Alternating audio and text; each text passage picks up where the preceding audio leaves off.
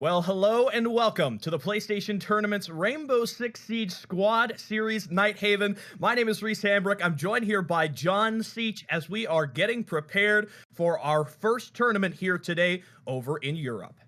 Yeah, we've got a long day of R6 action, so we're not going to waste much of you guys' time. We'll quickly take a look at the formatting of this series to actually get you to top speed to see what we've got going on today. It's mostly single elimination brackets, which in the past was actually best of three. So this will go by significantly faster. And for the most part, during the playoff bracket, we'll just be discussing the top four teams that have fought their way tooth and nail through these series to try to fight for that prize pool, which we'll talk about later during the run. We got semifinals up. Those are best of ones, like I had mentioned, and the finals being that best of three. That way, we have all the time in the world to not only go over the EU series, but also discuss the North American series that'll go on later today as well. And I'm sure if you've been a diligent follower here of our PlayStation tournaments, you will now be accustomed to the little bit different format that we have for our Yeah. matches. Instead of the usual 6 rounds on defense, 6 rounds on attack, and then maybe you get a little bit of overtime if you get past round 12, this is sort of your more typical ranked rules, where it's the first Right. team in regulation to win 4 rounds. If both teams cannot reach four and they tie at three, then we go into an overtime best of 3 rounds in that situation. So it'll be a little bit more fast paced, John. What that means is you'll have to be first to the shot, ready to fight in this one. Also adds a little more comfort for all players, since most of your practice will not come in scrims and normal comp settings, but ranks, since everyone wants to get that top tier position and be the best in your own division. So, speaking now that we've gone through the format of what we're dealing with, let's take a look at the prize pool, what everyone is really interested in today, which will all be in USD, just to clarify that as well. For first place, you've got $600 per team, plus we get some seasonal skins as well for your weapons, one per each player in number one. For second place, you've got 300 per team as well with a champion theme and avatar. And then third and fourth, they get to split between 250 and the same secondary prize that second place gets as well. Yeah, so not only do you walk away with some cash, we don't have a lot of PS4 events running in the ecosystem where there's actual money on the line to be earned, but also you get a skin as well. You get some cosmetics to show everybody else that, hey, I'm a winner. I showed up to the squad series, to the PlayStation tournaments, and I managed to take away the victory there, which is always a big thing in the kind of hierarchy, right, of the PlayStation tournaments. It was a big thing back in the day. If you won ESL's Go 4 event, you got the Go 4 charm. You got a little trophy. Everybody knows you're a winner, and this is right where you do it. Yeah, I mean, still the same bragging rights, but maybe not the exact same visual effect to that unless you get a really nice skin. But we've got the bracket ready to see who exactly we're going to be talking about today. So we'll quickly take a look at that. For our top four teams, you've got Polo versus One Tap, and then Tostu Muerto versus JR Clan. And I actually wanted to look up Tostu Muerto. Apparently, it means cough and you're dead, or just cough you're dead for the rough Google Translate, which sounds a little funny, but I think I get the point. It's kind of the same as like blink, you miss it, blink, you're dead. Mhm. These guys want to be as aggressive as they can, and I really can't blame them. So hope to see them later on. But the first team we will be talking about today and having a look at is going to be Polo versus One Tap.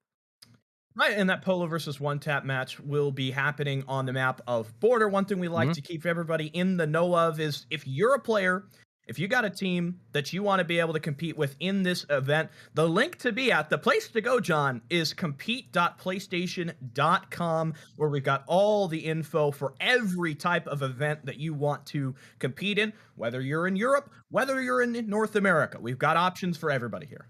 And we've got the links as well in the stream for Twitch in particular. So it's not going to be all that difficult to actually go to the link directly and sign up for next month, since we do these kind of tournaments every single month. I got the pleasure of casting last month with Ollie. Now I get the pleasure of working with you, which has been always a guilty pleasure of mine. We go way back in the casting trenches. So it's good to be back in a pretty familiar environment, at least for me in terms of commentary. But for you, gameplay wise, it's also familiar. Back in the day, you were a PS4 Warlord.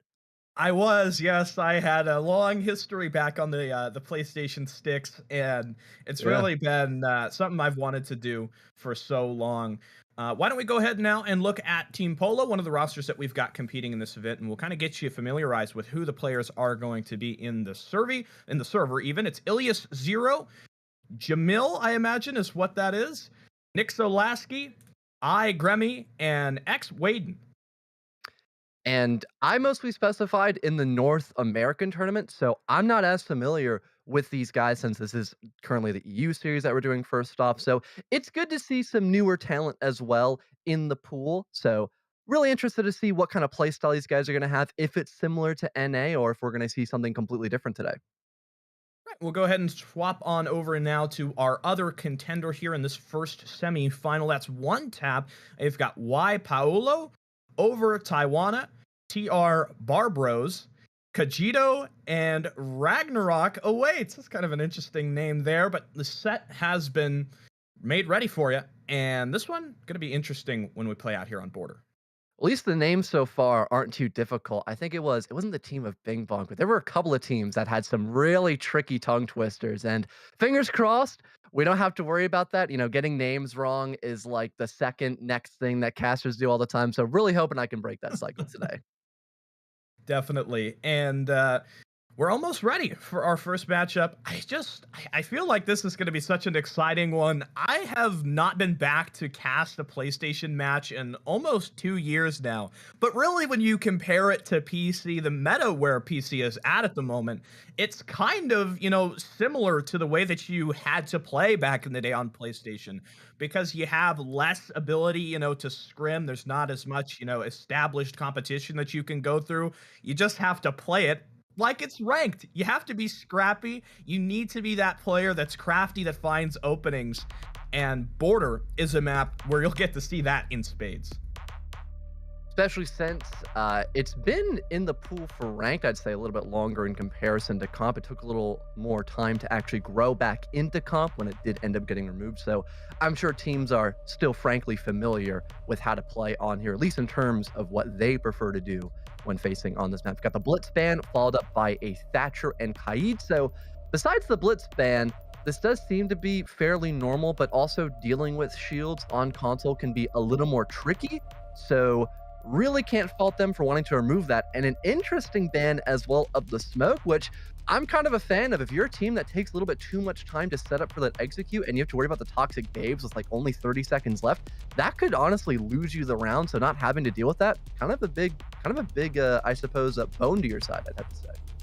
Yeah, we always would ban the smoke back in the day just because it kind of makes things less complicated, less, factors you have to worry about when you're trying to plant. Now you're getting pushed out by the toxic canister. It really creates kind of a chaotic situation. The Blitz ban as well here, that's always a bit of a strange one, but I guess we'll just have to see. Maybe that's kind of the idea here of get rid of the Blitz. You aren't going to get rushed. Get rid of the smoke. Now you're not, so subject to kind of some crazy late game plays, or, the opposite of that with the early game with the Blitz being able to just get in there with some aggression. Starting out on round number 1, bomb site being lockers here for Polo. They've got, still, despite not having the smoke in play, they still have a fairly stall-based lineup. You've got plenty of nitro cells to maybe deny that post-plant position, which it seems like one tap want to go for. Having that OSA employed, you can deny a lot of sight lines to stop a defuse from going down, especially if you want to just open up that single wall leading to archives, for example, which would have allowed the Ace to be a really effective operator, but instead Ragnarok is actually opting to go in for the Maverick, which can still do the job of that hard breacher, but you have to get your hands incredibly dirty if you want to close that gap. And if you're susceptible to an angle by the defenders, that could cost you your life unless you have some sort of coverage by your teammates when you're doing your job on the hard breach. A little bit of a more interesting composition here from one tap as they begin on the offense. They've got the Maverick. They've also got the OSA as well. I think the Nomad is a great choice when it comes to this map. A lot of times the way that you're going to see teams attack this, they're going to come in from CCTV and they're going to try to make that the area that they can have uncontested. Just because it's such a good strong point, it's, an area that you can defend fairly easily, right? You can set up shields at kind of the half wall position. You can, come up with some intel, maybe try to explore some explosives from beneath, but also for the defenders, they can do that as well. I think the blue team here, one tap, are ready for that. They've already sent the Iana down below to monitor the situation in customs.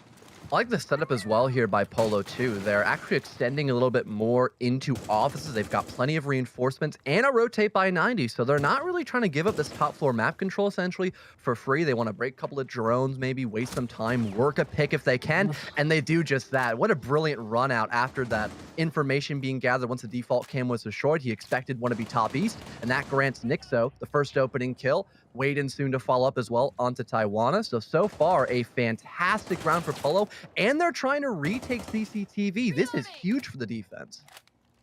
You never want to be in this position from that offensive look. You've been forced out. You've got defenders who are running amok.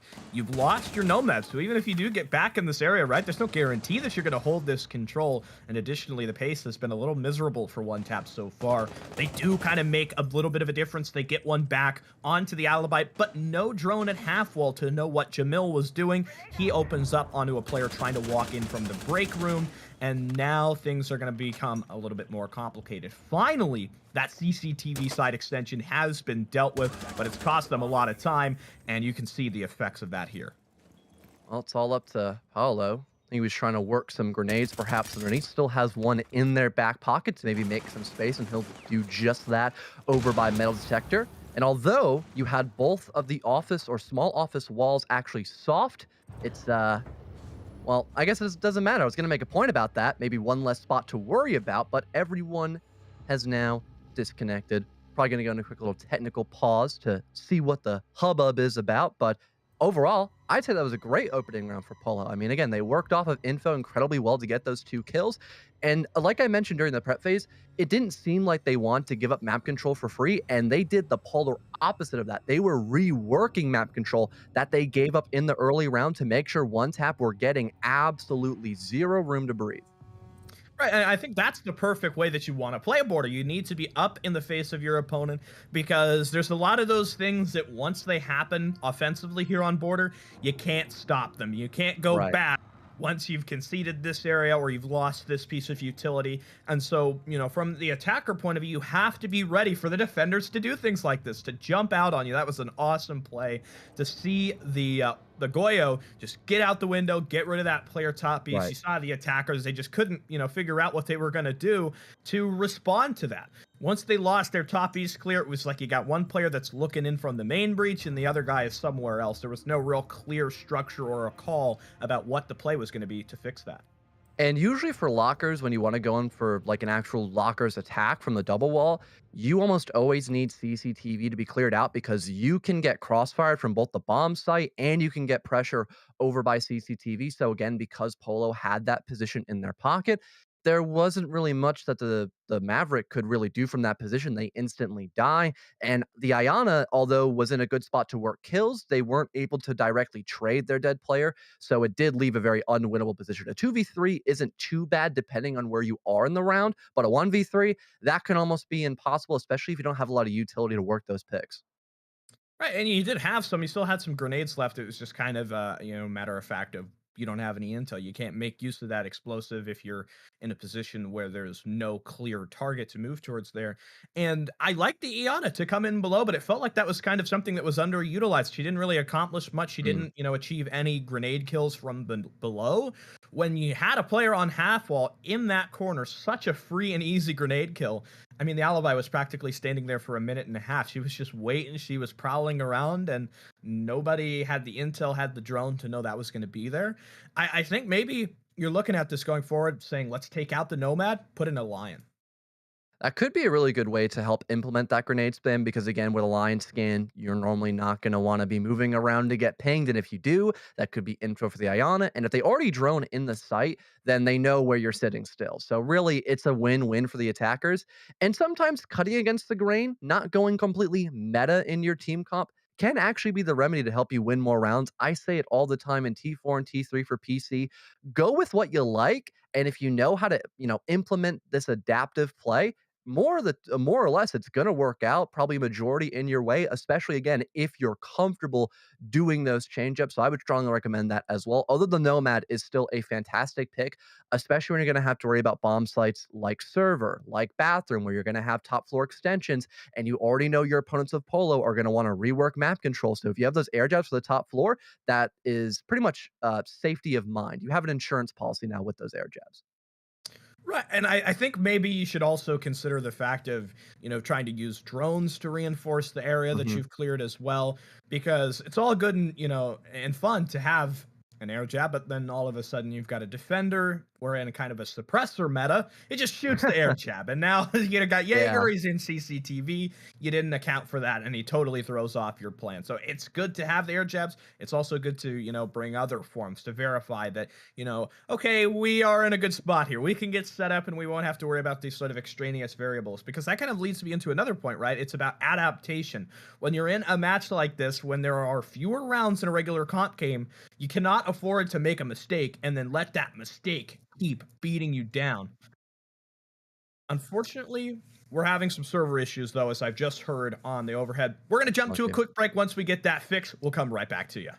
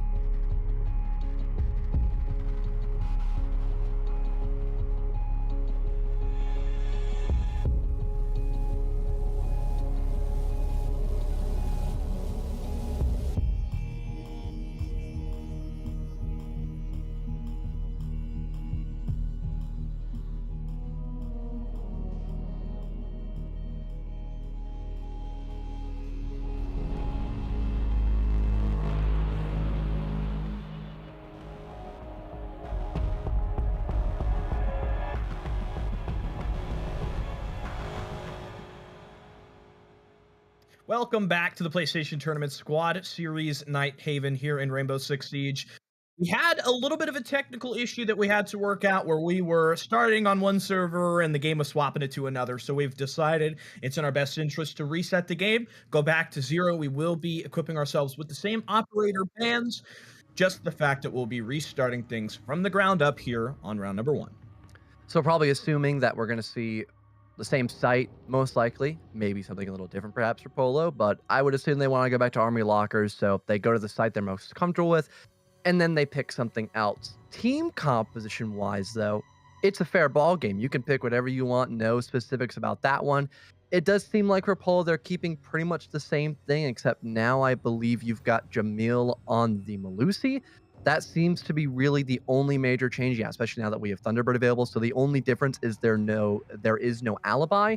And then for the offensive side, I think the biggest eye catcher, if we don't see any repicks, has to be the Montaigne pick here.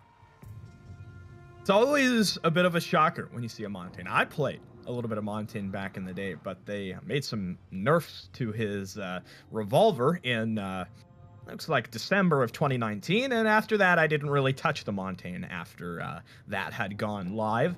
But he's kind of an interesting one. He's not an operator really who gets played a whole lot in comp, on Border most especially so, but perhaps this is Team One Tap saying, let's bring the Monty, kind of pushes the defenders out, and it can make it a little bit easier to get into some of those kind of armored and defensively built up areas when you don't have, you know, somebody that you as a defender can just clearly shoot at. Say a couple of repicks going in here and there for One Tap. From what they had on Amaru, and I was going to be real interested where they wanted to Gara hook into, but they've swapped off of that instead. You've got the Sledge selection. Still that one made shield operator. That's the thing that really hasn't changed here for Taiwana, and there is still plenty of hard breach on the board as well. So for One Tap, if they really wanted to, they could probably go in through both CCTV with that Habana, maybe get that lockers wall opened up, and then rotate around into offices too.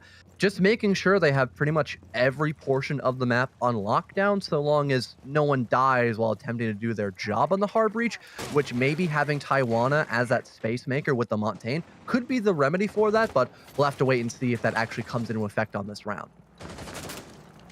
Again, One Tap will start out from sort of a top east style clear with a little bit of pressure now below. Nomad quick to get those air jabs down, and she may be preparing for that run out that we saw done by Nick Zolaski in the previous round. He was a hot one jumping out right on that window and getting the opener. Good to see that One Tap are remembering what happened earlier and being prepared so that they don't suffer that same casualty over again. Yeah, that is the one small issue with having to replay the round is you've got One Tap a little more seasoned against their opponents, but still a good chance to win this one. Again, with their lineup being fairly similar, they've got the same potential for that stall. So they really could stop this potential plant from going down. Taiwana does have that diffuser, and they're currently waiting by the Archives doorway, probably for the rest of his teammates to rotate around and better assist him. You've got someone playing over by that AC window and just a few short moments by Ragnarok, just making sure no one's attempting to run out by that secondary window. Oh, and speaking of runouts, there goes Waden. Perfect information. He assumed that position would be held by an attacker, and he snipes down the Montaigne as well, looking for a triple, and he collects it. What a play by the Thunderbird. Absolutely phenomenal there from the T-Bird. She goes big in the moment. Attempted a refrag, and it does go through to get rid of the Goyo. But other than that here, One Tap still struggling to react. They've lost their Monty, one of the key parts about this attempted Archives play. And now you got Waden, who just feels like he's got so much confidence to take this fight. Looked like the Nomad did jump in from the window, but she's got all the angles to move forward. Heavily guarded here by Polo. 50 seconds to go. Oh, and the impact for good measure. This could be a quadra kill for Waden, since no matter who confirms it, it was the impact grenade of Waden to get that one. 4 now, totally down for the Thunderbird. They might be able to get the ace. They have info on the Sledge's position too, and they've got all the players to dive bomb this sole survivor here on the side of One Tap. Well, from The attackers here, not much going their favor. It'll be the Jaeger to close down on that round. A 4K from the T-Bird. She does a massive amount of work from that archives position. So gutsy on the jump out. And the Thermite, if he had knifed, a half a second earlier, maybe even less, he probably would have killed the T-Bird. It was just the timing there. The Thermite was a little too slow. The T-Bird gets out, gets active, gets rid of the Hard Breacher, gets rid of the Monty. Then she goes and runs and grabs another on the attempted swing from the office window, and one tapper just left looking totally distraught. So now we'll need to see some adaptation here. They've had their mulligan, they've lost the first, now they need to make the adjustment. And again, fantastic game sense. We saw that on the original first round by Nixo to get that opening kill, and then we see it again on a new round one by Waden. You see the Montaigne set up on the archives door and you think, okay, they're probably going to plant here with that Montaigne coverage. Where else do I have to look at? Probably archives. If I hop out now while they're setting up, that could be a free 1-for-1, and then I can focus all my attention back on the Montaigne, and I've got presence on the bomb site to help me with that. Clearly, Waden didn't need the help, but he had it if need be. And on top of killing the Thermite, he then shuts down the Montaigne trying to work a refrag and is like, okay, there was probably someone behind the Montaigne. I could maybe find a triple kill before I die. And that's exactly what happens. And for good measure, he finds a quad later on. I mean, perfectly done by Waden and the rest of Polo to have that info and game sense to still keep it 1-0 and then go back down to ventilation this time. Yeah, like you said, we'll go rotate to the first floor and see if the attackers have got somewhat of a different look. They're going to drop out the Monty. Instead, this time they're opting for a little bit more investment on the vertical front, bringing in a Sledge and a Buck. It's pretty much the common, default strat for this one. Go in up above, get control of Workshop. Maybe, you get one of the hatches open. One tap, if not elected to bring any secondary breaches, they'd have to rely on the ace. However, on this site, there's not a lot of hard walls really that you're needing to get rid of. The bathroom take to pushing through Workshop, not really something that a lot of teams go for. Usually it is just, again, that presence of the verticality, and then you want to rotate normally through detention and customs and main door. So like you mentioned, yeah, if you can just get 2 Selmas on that main hatch, if you need to drop down from there, that's pretty much all you're going to need, since a lot of those hatches tend to be opened up for rotates for the defender. Speaking of rotates, Waden's going to try to make one with some help by his teammate on the bomb site to get back in and heal back up with those Kona stations. Thunderbird probably being one of the most consistently played operators in these PlayStation tournaments, and I really can't fault them. You want to get aggressive, you might not be as successful in that first engagement. If you can fall back and get healed up, it's like nothing ever happened, and you get a second chance at life, basically. Not the most common operator, the IQ coming into play here. Of course, they do have Valkyrie. She managed to sneak her way through the operator veto phase, and they're going to have the ability to get rid of that early kind of sense. C4 is ready from the Valkyrie. We'll see if she does end up heading for the throw, but for now, just holding on to that. There it goes. Boom. The IQ taken out. I guess she couldn't see the C4 when it came. Well, bar now gone. Thankfully, she did most of her job breaking down those black eye cameras, so not missing out on too much besides an extra gun. You still have both your vertical players, and speaking of that verticality, it pays off so far. Taiwan is able to get rid of Germany, or Germany, my mistake, misspoke there. So things are back down on equal footing, but eventually when you get past 20 to 30 more seconds, and if one tap are still on that vertical in that time frame, it could be really challenging for them to try to convert and rotate down below, especially since the defense still has customs control and is still playing close towards those metal stairs. Still a bit of a fight going on here for the vertical. The Frost eventually taken down there, and the Buck will search for the confirm. He does get it there, getting rid of that Canadian operator. Some worry about an attempt at a rotation back. It's only 2 defending the site, and in the meanwhile, the Nomad has been allowed to hop on in. Still, the Sledge cleaning up from the vert, and the diffuser does go down. The attempt at the flank, Waden, already having taken a massive portion of damage earlier, did get healed back up, and he's going to have to really quicken up his feet here, and he just can't do it. A smart plant, good execution, and a calm attack gives one tap the round to tie us up. Yeah, with a major lack of pretty much any top floor presence by the defense, that did allow a very fast entryway into lockers. There weren't many nitro cells available as well for the defense. So once those 1 or 2 C4s got flung out, you can just start getting vertical down with really no worry of anyone trying to contest you, especially since no one was trying to retake up above through metal stairs. So with one tap securing 2 kills, getting back that man advantage, and putting down so much pressure on the bomb site, it was basically for free for them to just rotate down below, get in the bomb site, get that defuse down. They wasted no time doing so. They were very fast and methodical on that rotate.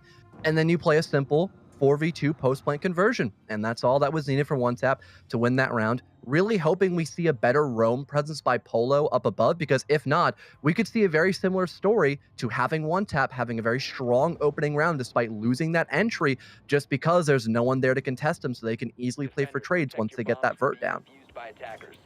It's important, I think, for one tap to understand the value that is held there in getting the trade back, not allowing, one death to become 2, 3, not allowing that situation to escalate. One of the most important things about, console Siege is controlling the pace, controlling the way that the game is going. If you're not in control of that and everything is happening all chaotic, what are you going to do to be able to wrangle that situation back under your control? And one tap did demonstrate there with their vert and their ability to recover from the early death on the back of that C4. In this one, Bathroom Teller's a little bit of kind of a different, but also the same story. You're going to probably try for that vert. You're going to get your ace in. He's likely to open up the hatch. You're going to need that roam to hold the top floor, as you had mentioned. Polo investing more into a horizontal play. This is kind of a more interesting strat with the entirety of the wall between bathroom and workshop just being shot open. Say seems like one tap trying to work their way as quickly as they can. I wouldn't say probably through CCTV, but they want to go in through lockers perhaps instead. Well, at least he got Barbros. Actually, no, he does go in through CCTV. My mistake. He can work his way from that direction, probably go down in through 90 if he wants to. So far, no one's here to help assist him. It seems like the rest of one tap are actually opting their way to go in through detention from the very get-go of this round. And Waden, wow, on the fadeaway too, catches Barbros. And again, that lack of a backup there near CCTV allows no trade. So Polo once again get that entry, now 3-0, 4-0 if you want to count the original first round. They've been doing really good so far in the early round, but again, there is pretty much no one playing on that top floor anymore since Waden has now fallen off. But with one tap not having that info, doesn't seem like they're going to try to play off of that advantage. Yeah, the solo entry just gets absolutely punished, and there's nobody up there. Nobody else trying to help out, and Barbara's 0 for 3 so far, just not being able to get any sort of involvement. The horizontal hold still hanging on here from inside of Customs, and Waden is looking to get into a bit of a contest here. It looks like one just maybe jumped in, or perhaps that was the Gemini replicator of the Iana. Almost the mute to get one down with the SMG-11 there, but over Taiwan does step back and get himself out of the fight. Minute 20 to go. One tap still trying to work this trade. You've got at least the Nomad trying to work some sort of upside down angle, and the ace will now enter the building. Taiwana doing tons of damage with an AK-12 onto Gremmy. Finally confirms that kill, but still so much of the map that needs to be cleared by the attackers. This really does seem to be a good position for Polo as a whole, but Ragnarok also helps clear a gap for his teammates, and they begin to trudge their way forward, now with an advantage, but still 50 seconds as well to work off of. This actually could be decent for one tap, so long as they could deal with this site presence, in particular these mirror windows still being held by Nixo Lasky. Yeah, I hope they're ready for that bathroom angle. It's a bit of a dirty one there that Nixo is holding out on, and it's going to be tough to make your way past him. There's the head of the Nomad spotted, but Jamil having some difficulty nailing it down, and the Nomad will dodge back, trying to play on the angle. The Eon is still moving forward, and Jamil running out of ammunition. Paulo on the close down, just trying to get in here, but neither player having much luck. Finally, it will be the Oryx to prevail as he shuts down one. Moving down from the east stairs, he's got a second, and he's looking for the triple kill as well, as Keto is just trying to stay out of the fight, but on the rise back up, knocks down the Oryx. But now it's only the ace. He's left in the 1 versus 2, and his teammate likely no shot of getting them rezzed back up and into the fight, and it'll be over Taiwan to walk into the crossfire and get blasted.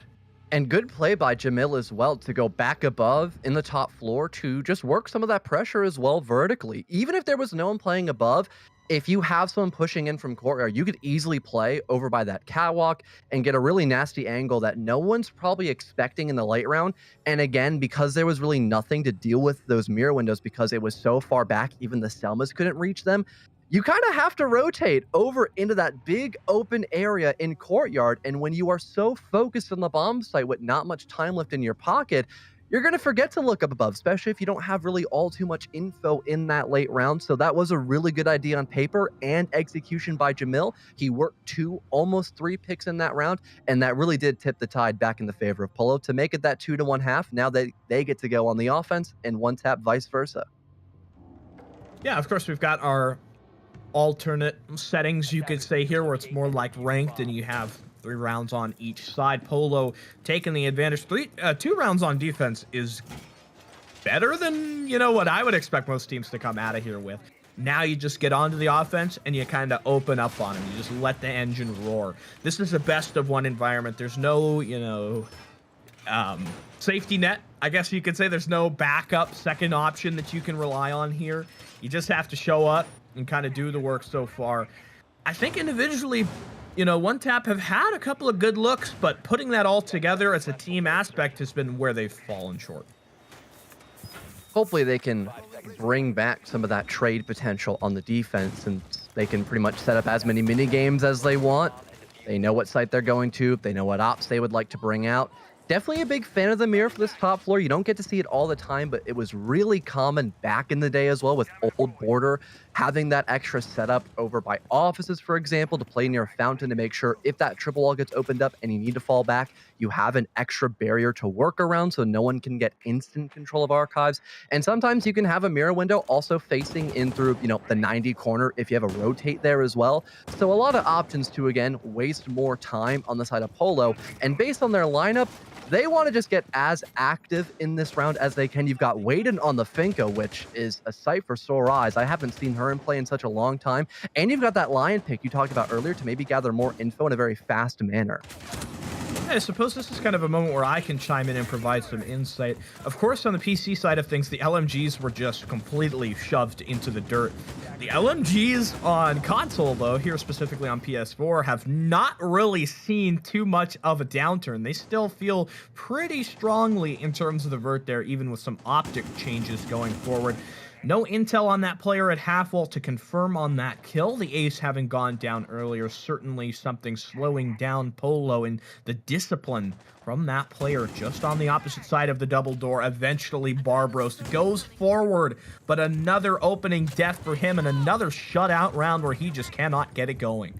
Remember with the cutoff as well. Ooh, great conversion on a Ragnarok. Dramil as well catches one off a screen. There's still a player by Fountain, but this could be easily tag team despite this mirror window being a current threat. Waden finds another on this round. C4 goes out, but it misses just narrowly onto that gridlock, leaving once again only the Thunderbird and Fountain, and Waden is able to confirm that kill as well. Good play by the Finger to get aggressive off of those kills, and that grants Polo, I believe, match point now. It does. And wow, just looking at Wade and, ignoring even the scoreline, he's like 9-1 right now. You can just tell from his mechanics, he is a beast. He's just got that kind of very, active kind of aiming. Constantly he's bouncing from angle to angle, and you'll see that. He just looks like one of those players who is him, right? He's the man. He's the one who gets in there and does what needs to be done. And so far, Polo are just like a freight train running right through One Tap here on border. And again, having that ability to play off the line scans as well. Good job of being able to isolate off that. If you're a roamer, you're getting pressured, you hear the line scan go off. You got to make a decision. You either play there to die or you try and rotate and you maybe get out. So it's a really risky call to make at that time. So good heads up by Waden to really force the hand of One Tap, get that 1-for-1. And then you got 90 control, which on a site like Lockers is huge. That can grant you a lot of cutoff angles to help assist your Zofia over by Sandwich. And you can maybe work another pick because maybe for One Tap, they're not able to rotate in time off their player dying by CCTV, which is kind of what happened. Waden found a second kill and then just dive bombed the bomb site and found a triple. So again, really good stuff by all of Polo, and in specifically Waden for being that spearhead for his team. It feels like Polo maybe just have a little bit more kind of urgency in their play. They see an opportunity, go for it. That's kind of a big point of the current meta. It's about, understanding when the play just simply needs to be made and making sure you're on a team where there is the flexibility to call that shot and not, be hesitant. because something could go wrong. Things are going to go wrong. That's the way that it happens. Being that player, especially here for Waden, who knows he can just back himself into any of these situations and say, I'm going to take a one-on-one with you, and boy, am I going to win it. There's a run out attempted by Ragnarok across the map. Doesn't seem to collect anything, though. Probably no one too close to the Ella. Didn't want to risk it, potentially. Can't really fault them for that. Barbro's caught on a rotate, almost dies. But Waden doesn't land enough shots through that panel to actually get that kill. And he's able to back right up into a Kona. So it's like nothing ever happened. And again, that's the main emphasis of those Thunderbirds, to give you a second chance. So now Barbros can still be rather proactive in those rounds, especially with those nitro cells, since you're most likely going to have to worry about the vertical, especially when there is a buck in play. Feels like kind of an unlucky game for Barbros. He's just always getting put into these situations where he just cannot get himself above water. Top floor clear with a little bit of horizontal floor flare so far, and they've got the gridlock, which is a bit of a diversion from what we've had so far. Mostly been the Nomad used in stomping down on those flanks, but Polo are just biding their time. They're going to encounter a little bit of resistance up above. Looks like there is one player closest to the wall. I believe that is the Jaeger of Over Taiwana, who is trying to put himself between the offense and their objective of getting in up top. Still cycling through cams, a lot of defaults left up currently. Polo just now beginning to poke their way, potentially over by the top of metal stairs. Could be a big kill if found by Jamil, but only tags the shoulder of Ragnarok a couple of times. It's actually Paulo to get that opener onto Waden. Again, someone who was a major spearhead on this round. I think he just tried hopping in through sight, and it just didn't work out for the poor guy, and there's no one there to trade him. But the top floor presence doesn't seem too shabby for Polo. Zero's able to find one, but swiftly traded by the Capcan, still holding strong in Archives. Ooh, unfortunately, just there on the flick over towards Archives, misses the advancing forward of the Buck, who does finally step out and completes the clear of that top floor pressure. The IQ now just kind of monitoring the flank or even the gridlock, making sure nobody's coming in over by that top of East Stairs position, as Gremmy will seek to accomplish a little bit of vertical, but he's only got 40 seconds to set this one up. Better just accomplish some of the simple things here, making sure nobody hiding near the rotate, nobody standing up near the hatch, and the secondary explosive will go off. I think maybe one of the defenders actually threw a C4 in response to that. 20 seconds to make the play here, and they're still working on the vertical. I don't know how this one is going to go, but they're going to have to really get in here quickly. Yeah, I think they want to try to work a 3v2 before they make that final call, and it might be a 2-on-3 not favoring them. Jamil is going on the mile run across the map, the full round-the-world trade back. That might be a huge issue for them since he's the case player of all things. There goes Paulo on to Nixo, and the timer just fizzles down to 0. Jamil was nowhere near the bomb site. But whether he had to rotate to the first floor or not, it was still going to take him a long time. So I really can't fault him for that. He tried going the safest route in that round, and it just didn't work out because they didn't have time on their side. That was really weird. That was just the gridlock. Of course, it's the slowest operator in your composition. That's the one that's got the diffuser with 25 seconds left. That is really unlucky. And they had it all going for them. They had the vert as well, but just they could not get the gridlock over in time. I guess that just serves as a little bit of a lesson to make sure you know where the planter is and you know how much time it's going to take to hit that rotate. I mean, I've had moments like that where you think, okay, we're all ready, coming in plant. And then you look at the diffuser, it's in spawn. You look at the diffuser, it's like upstairs in a closet somewhere where, you got to go get it. And you just don't have time for that. There's no more time to get that done. And Polo are just going to have to kind of shrug that round off and say, let's go next. Especially when it's like the Ash or like your main entry with case, and they're like, well, I don't want to dive diffuser. I'm going to leave it in spawn. And then no one picks it up. Moments like that just really leave a sour taste for many.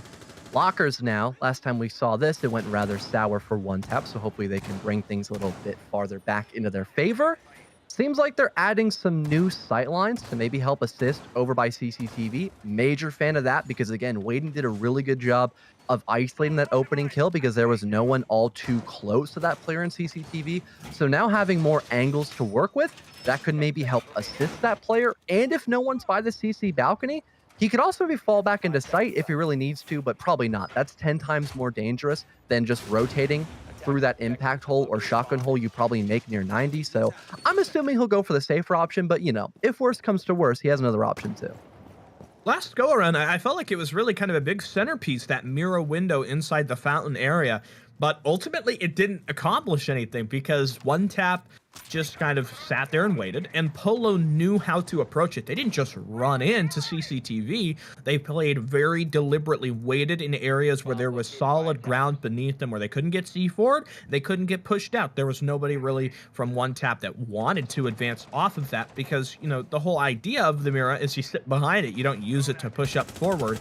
And Polo, if they're disciplined, if they can play with that same resolve, this could be an easy close down for them, especially on the adjustment, now having both the Gridlock and the Lion. I do like how aggressive Barbros is trying to be here.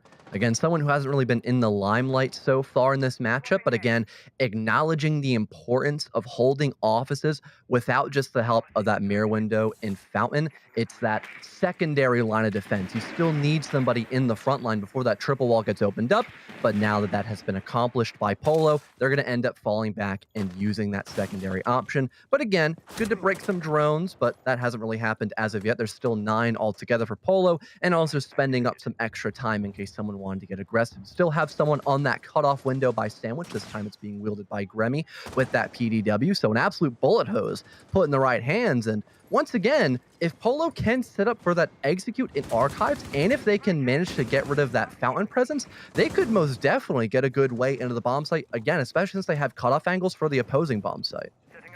Look like Waden has sort of been served notice there, will not be allowed to just step up from the metal staircase. He hits the rotation and tries to get somewhere a little safer. In the meanwhile, there's the mirror window gotten rid of, and Nick Zolaski finally getting some involvement. There's another player previously on a breadstick, as it's the support backline doing all the work here for Polo. Waden will team kill, shoots Jamil in the head, and then he himself, the Finka, goes down, as Polo's advantage, which was at one point, pretty sound, is now started to slink back a little bit, and the blue team for One Tap here are stuck up in a 2 versus 3. Ooh, Nitro being attempted here by Ragnarok, but no one's close to that position. It'd be a bit of a waste of utility, so he thinks better of it. Good call on his part.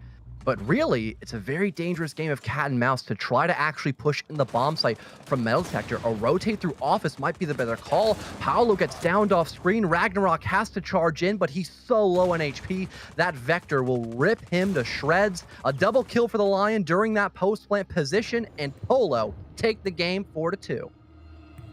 They'll go ahead and knock One Tap out of our single elimination bracket and clean things up there on border with a 4-2 score line, as Waden was really the big player to watch out for there. He's going to be a bit of a fright for any teams that are facing him later on in the bracket. And additionally, for Nick Zolaski, there maybe didn't have the best overall performance through the first part of the game, but he got to the final round, he got to the last hurdle, and he got a quad kill.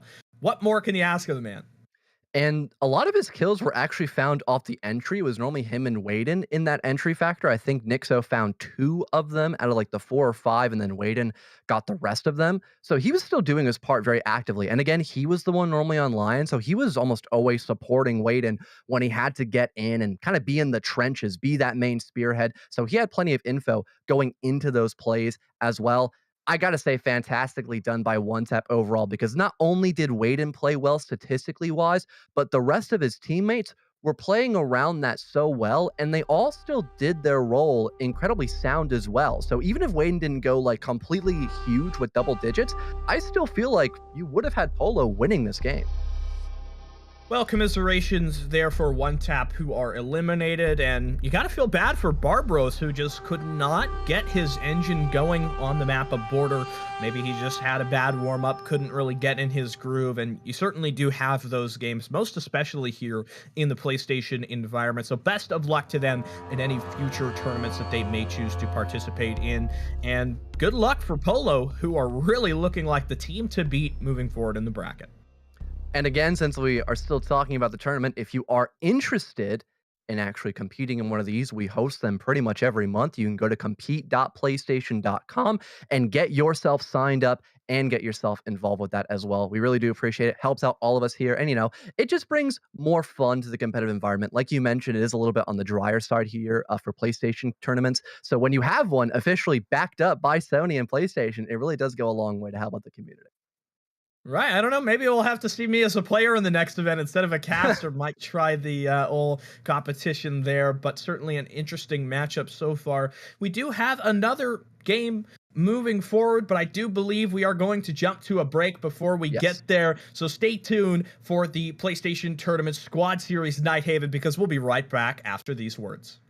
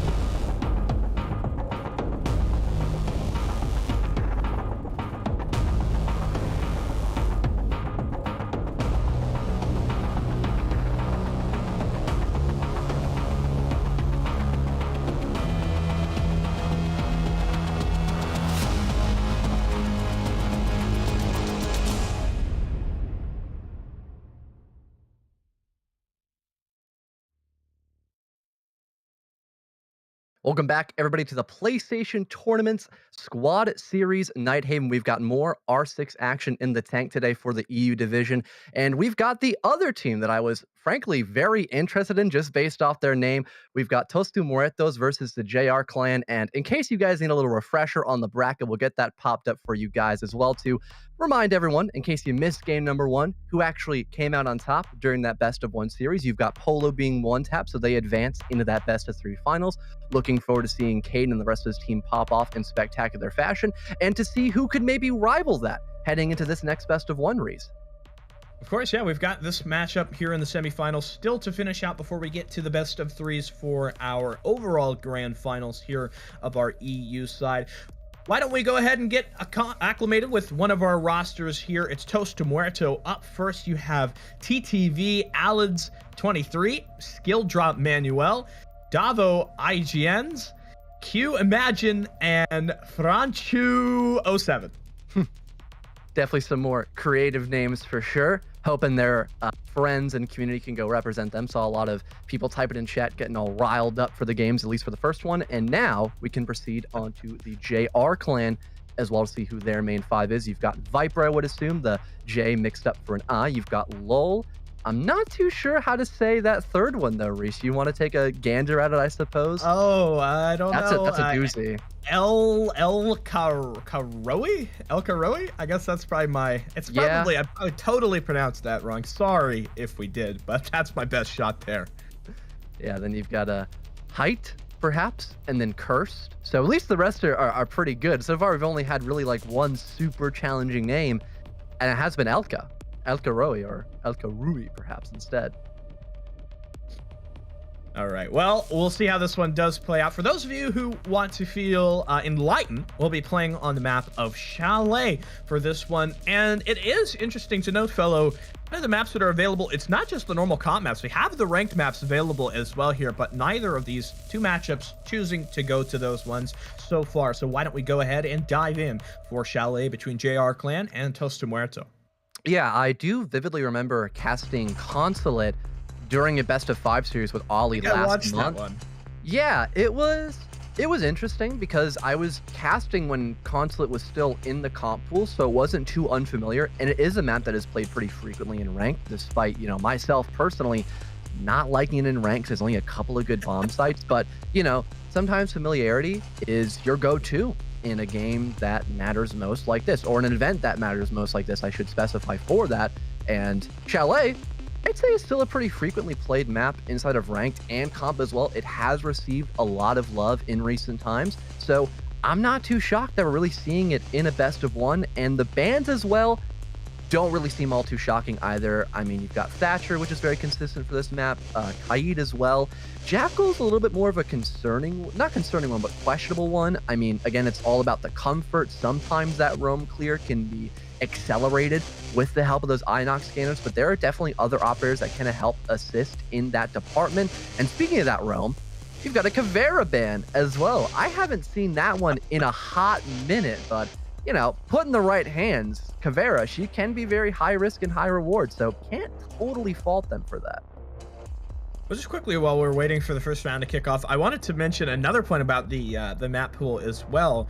Of course, we have, you know, like Consulate that you said. There's also Coastline, kind of some older comp maps that aren't in the pool anymore. We also have Favela. You could see Outback. You could see Emerald Plains, but this is the big one to me, John. Stadium Bravo. Ooh, I have gotten the luxury of playing that in ranked once. It's very odd because you have all these maps, like, you know, Coastline, for example, you got some border in there. So there is some moments of where you're like, okay, I know what to do here, but then all of them like mesh together.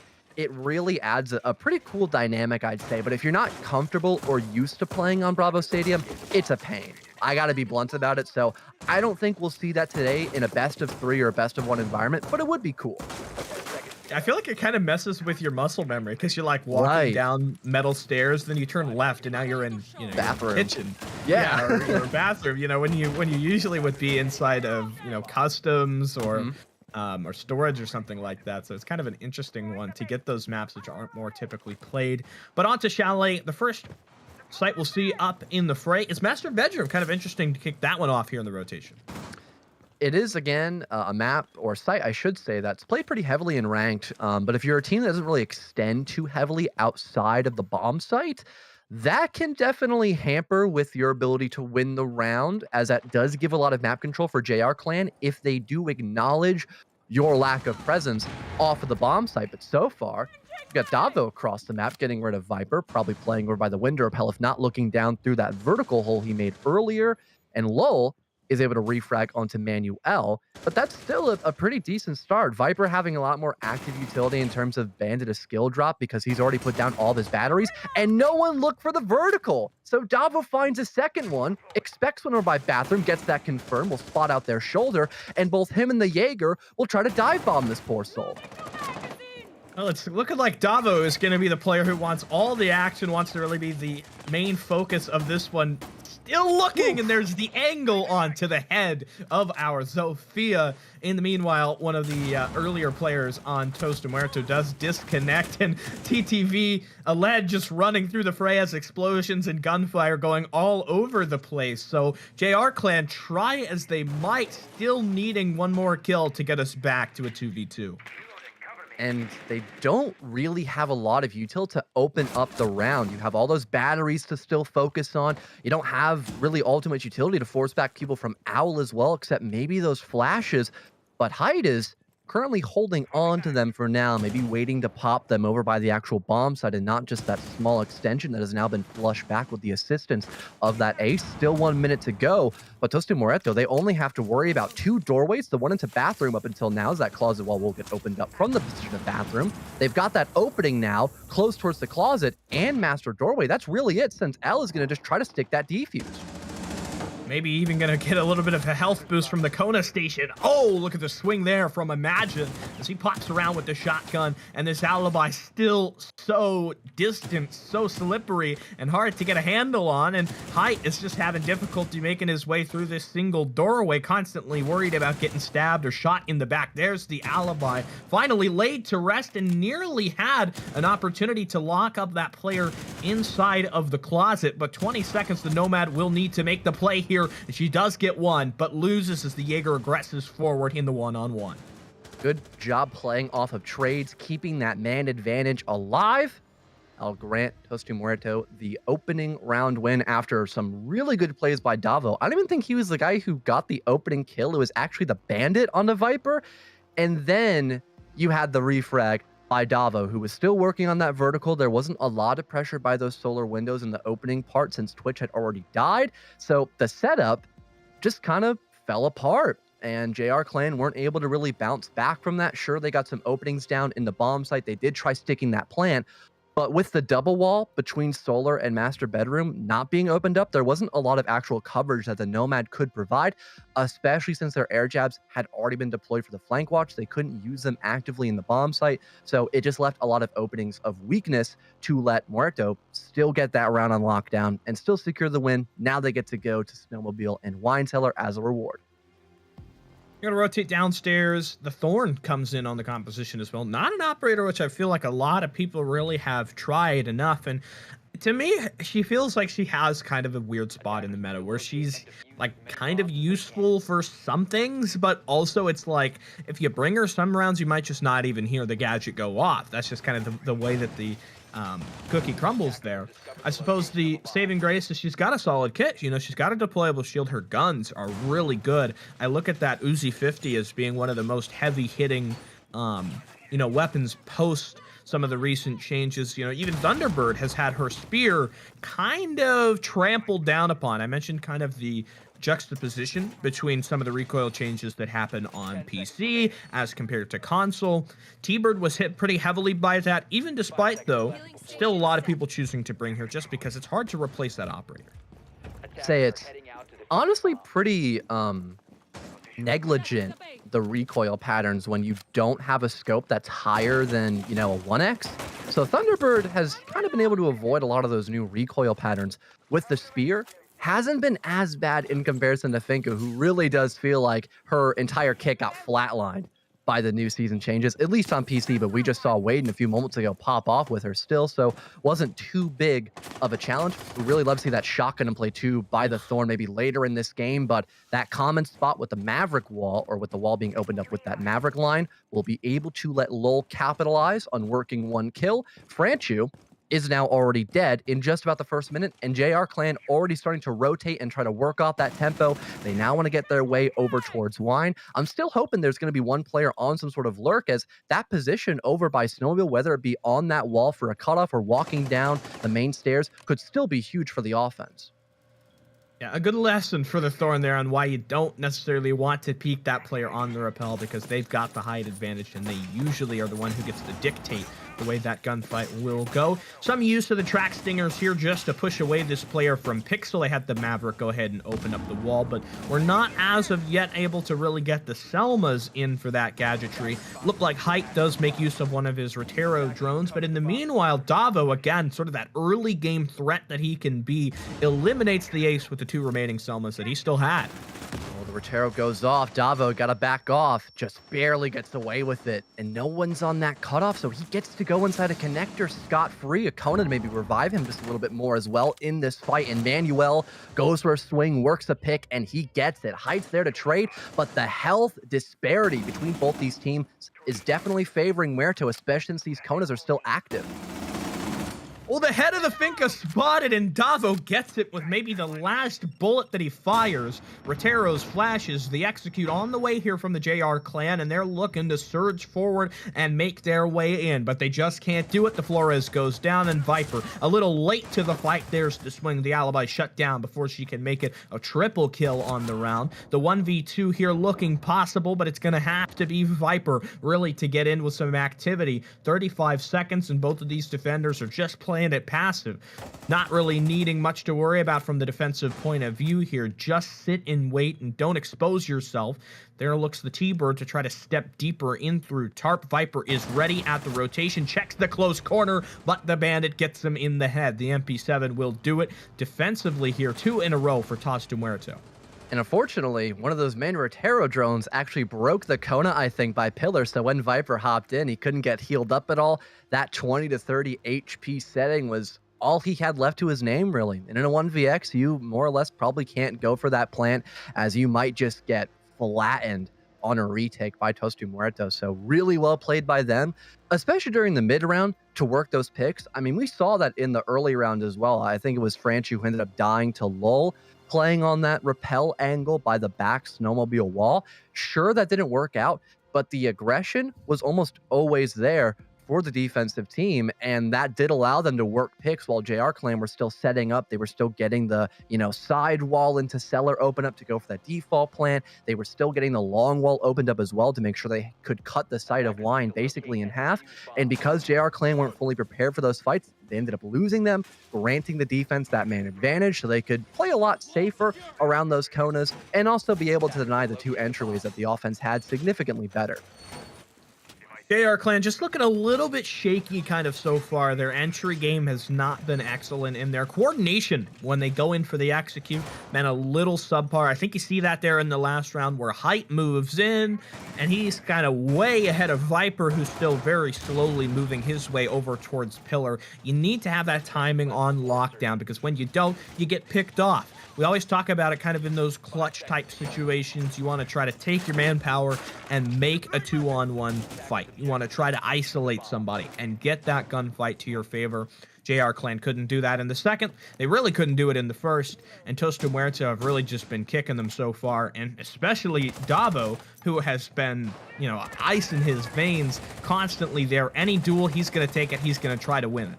Ooh, and you already have the Maestro just mow down Viper.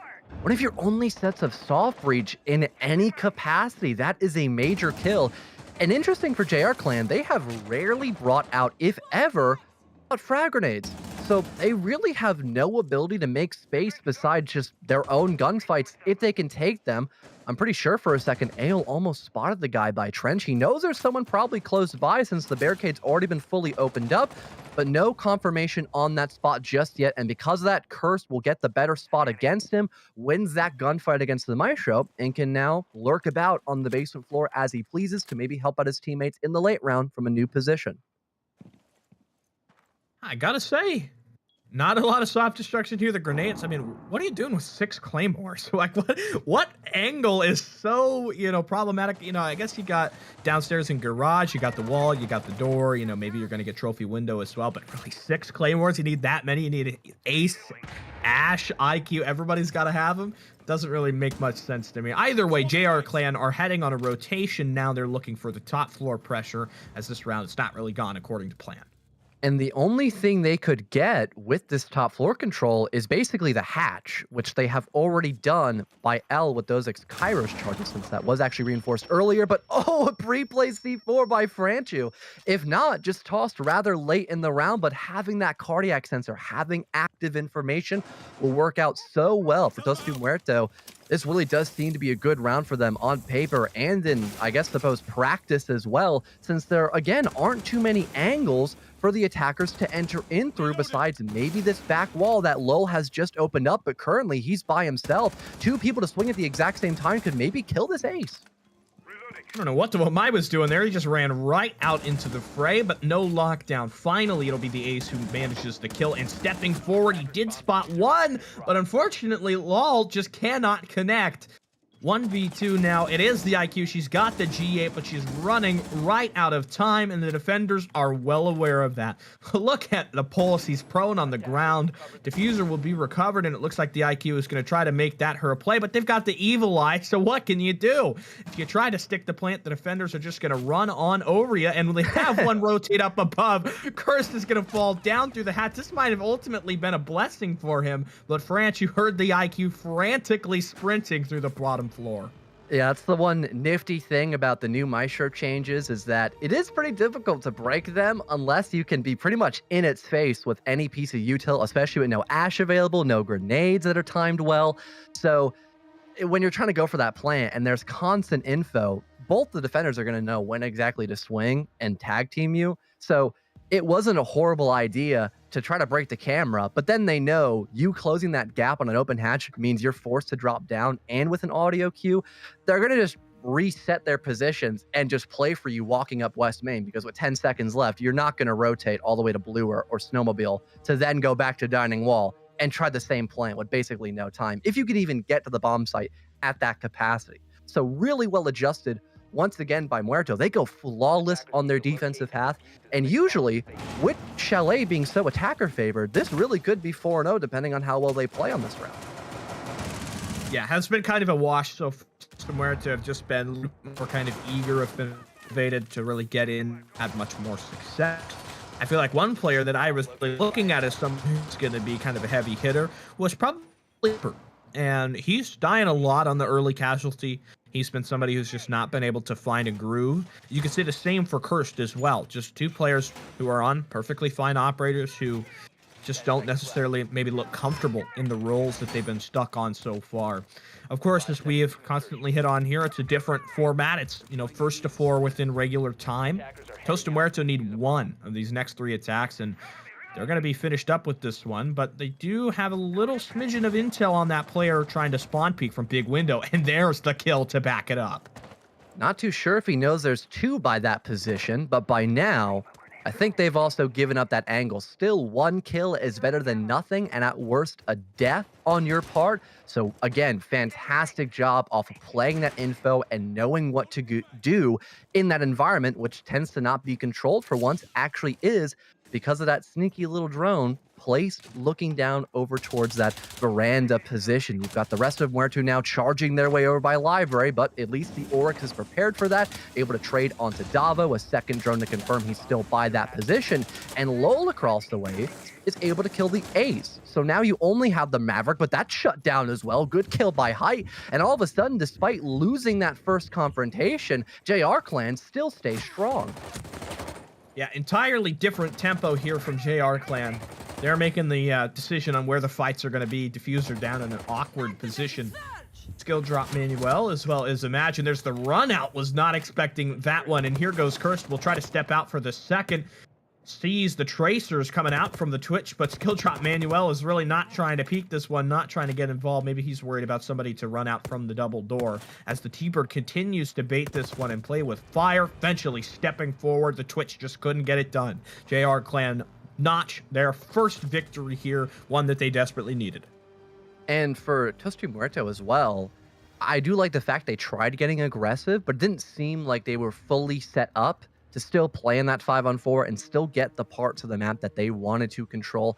I would have much rather preferred them take a little bit more time to, again, gather that info, which they had already been doing. Right. But having other people to play out that info, but just the one guy by library balcony, maybe get somebody to go into bar and then, you know, get their way all the way up, not bar, but gaming, either or more specifically, to then go up blue stairs and assist the guy library. You kill the guy near blue/ivy, and then your Twitch player can walk in completely safe, and then you can all just focus on getting the wall open while putting pressure over by piano.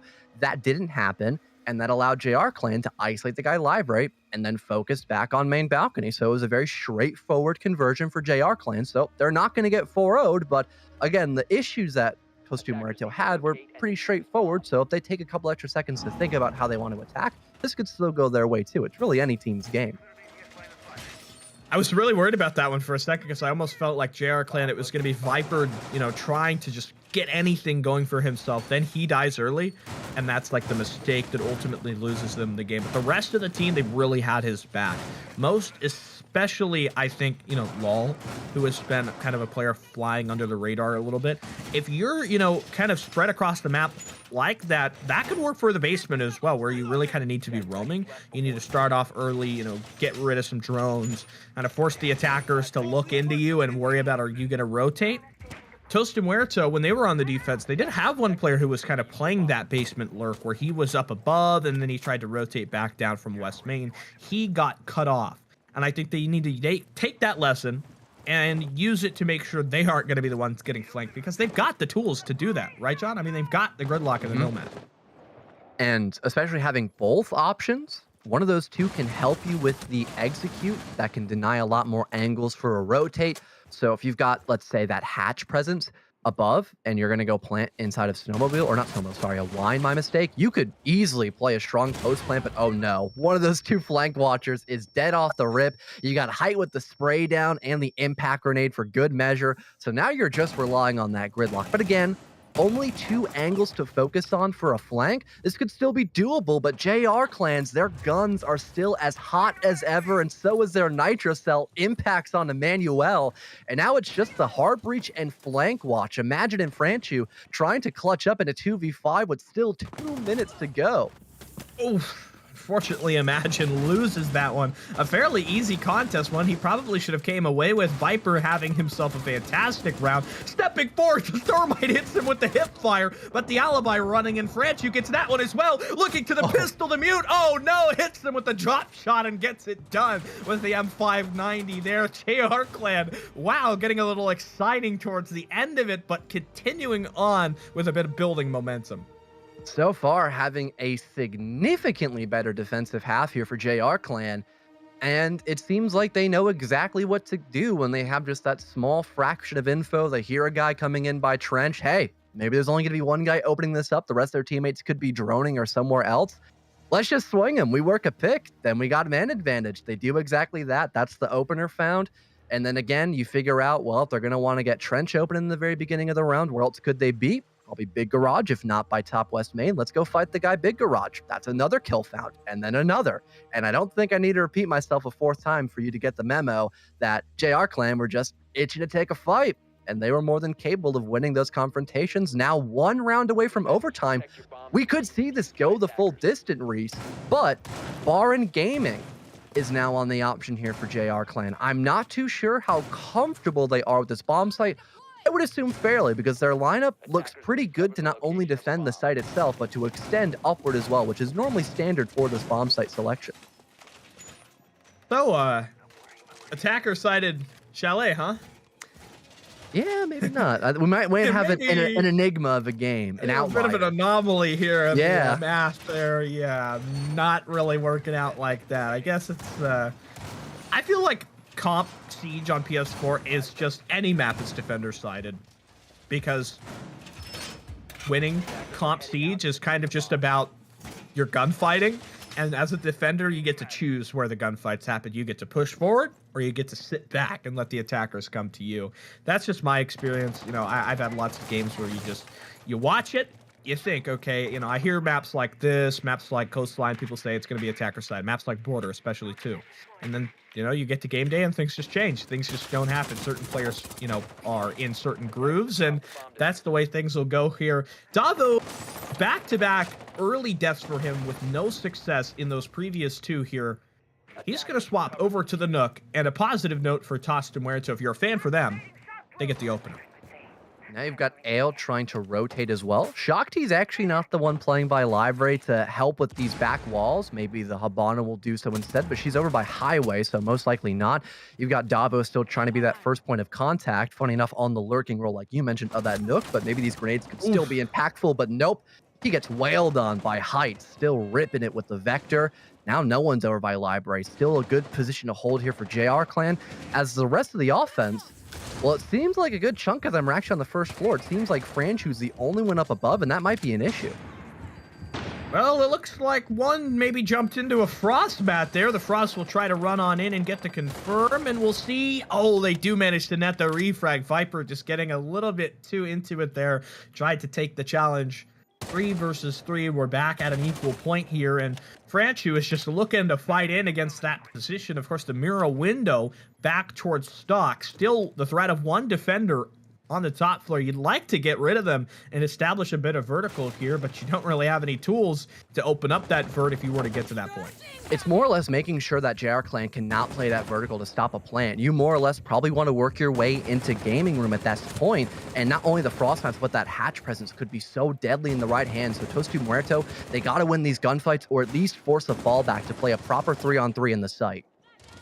Demira is really in a rough spot here. She drops the hatch. She gets away. Somehow Height managed to escape that. He had 3 attackers converging on his position. And the T-Bird is looking to send some regards up through the hatch as well. The head not spotted by Lol, but he does barely survive as he peels back and doesn't expose himself. Tostu Muerto in a really rough spot here. Attempt on the util forward, and they do get the flashbang. That's the go signal for Franchu, who sends it in, but in the meanwhile, the Jaeger cleaning it up. He gets traded out. This could be your opportunity now. The Habana with control here inside of stock, and Alids can easily get the plant down, but the one thing, John, still need to worry about the vert, about the pressure up above. There's nobody to hold it down. In the meanwhile, the Habana goes DBNO, and Alid just can't find the target. Looking for it there, and he does get it going. Tostu Muerto. Wow, what an impact there as they will close up this one. Major save for the ace in that 1v2, a position we have seen countless times, but only in that position was it won by the team with that player disadvantage. I suppose well-timed execute by Muerto, especially the Habana just completely evading Lol's position. Just, he had no idea the Habana dropped the hatch. There's stock control, and although you downed, you still made enough space for your ace to get in the site and get that plant down. So overall, not a bad spot, and they end up winning just because of those positions held by the attackers. Well, there we have it so far. Both of our matches today ending with that 4-2 result, and I think kind of a clear victor coming away from both of our matches. Tostu Muerto, very well-rounded when it came to kind of the team play aspect. They let it slip a little bit getting into that attack, but eventually they figured it out, and they are going to be the victors. They are in our best of 1. And for Chalet, I think maybe not the one that we expected, but so far getting a little bit closer to the identity of how these console matches play out. Yeah, and we'll quickly take a look back at the stats. Definitely a lot more consistency from what we saw in the last best of 1. Both teams doing fairly well in their department. We did see a lot of entry kills go back and forth. That wasn't necessarily the make or break for some of those round wins. It was more or less your actual execution setup and what obstacles you had left to deal with. We saw a lot of utility deployed to try to deal with those obstacles, like the shields, for example. You saw a couple of Terror drones in the mix. Not really a lot of grenades though, which I'm really shocked about. We only saw Nook and play one round, and that was quite literally it for grenades. We saw basically no Iana. I don't think we saw a sledge even once. So hoping to see more of that going into the next game because those operators are incredibly strong, not only for their primary gadgets, but also their secondary gadgets to help work kills and break that vital util against your opponents. At one point, if you think you could be the player in this lobby, if you could be somebody making your way through into the finals, we would like to again reinforce the way that you can get in here and participate. The main link for that being compete.playstation.com. That's the place to be. That's our dashboard for all of our different games, including Rainbow Six Siege and a whole lot more. But John, you mentioned that next one that we've got up Yep. ahead. It's Polo versus Tostu Muerto coming to your screens, a best of 3 right after this break.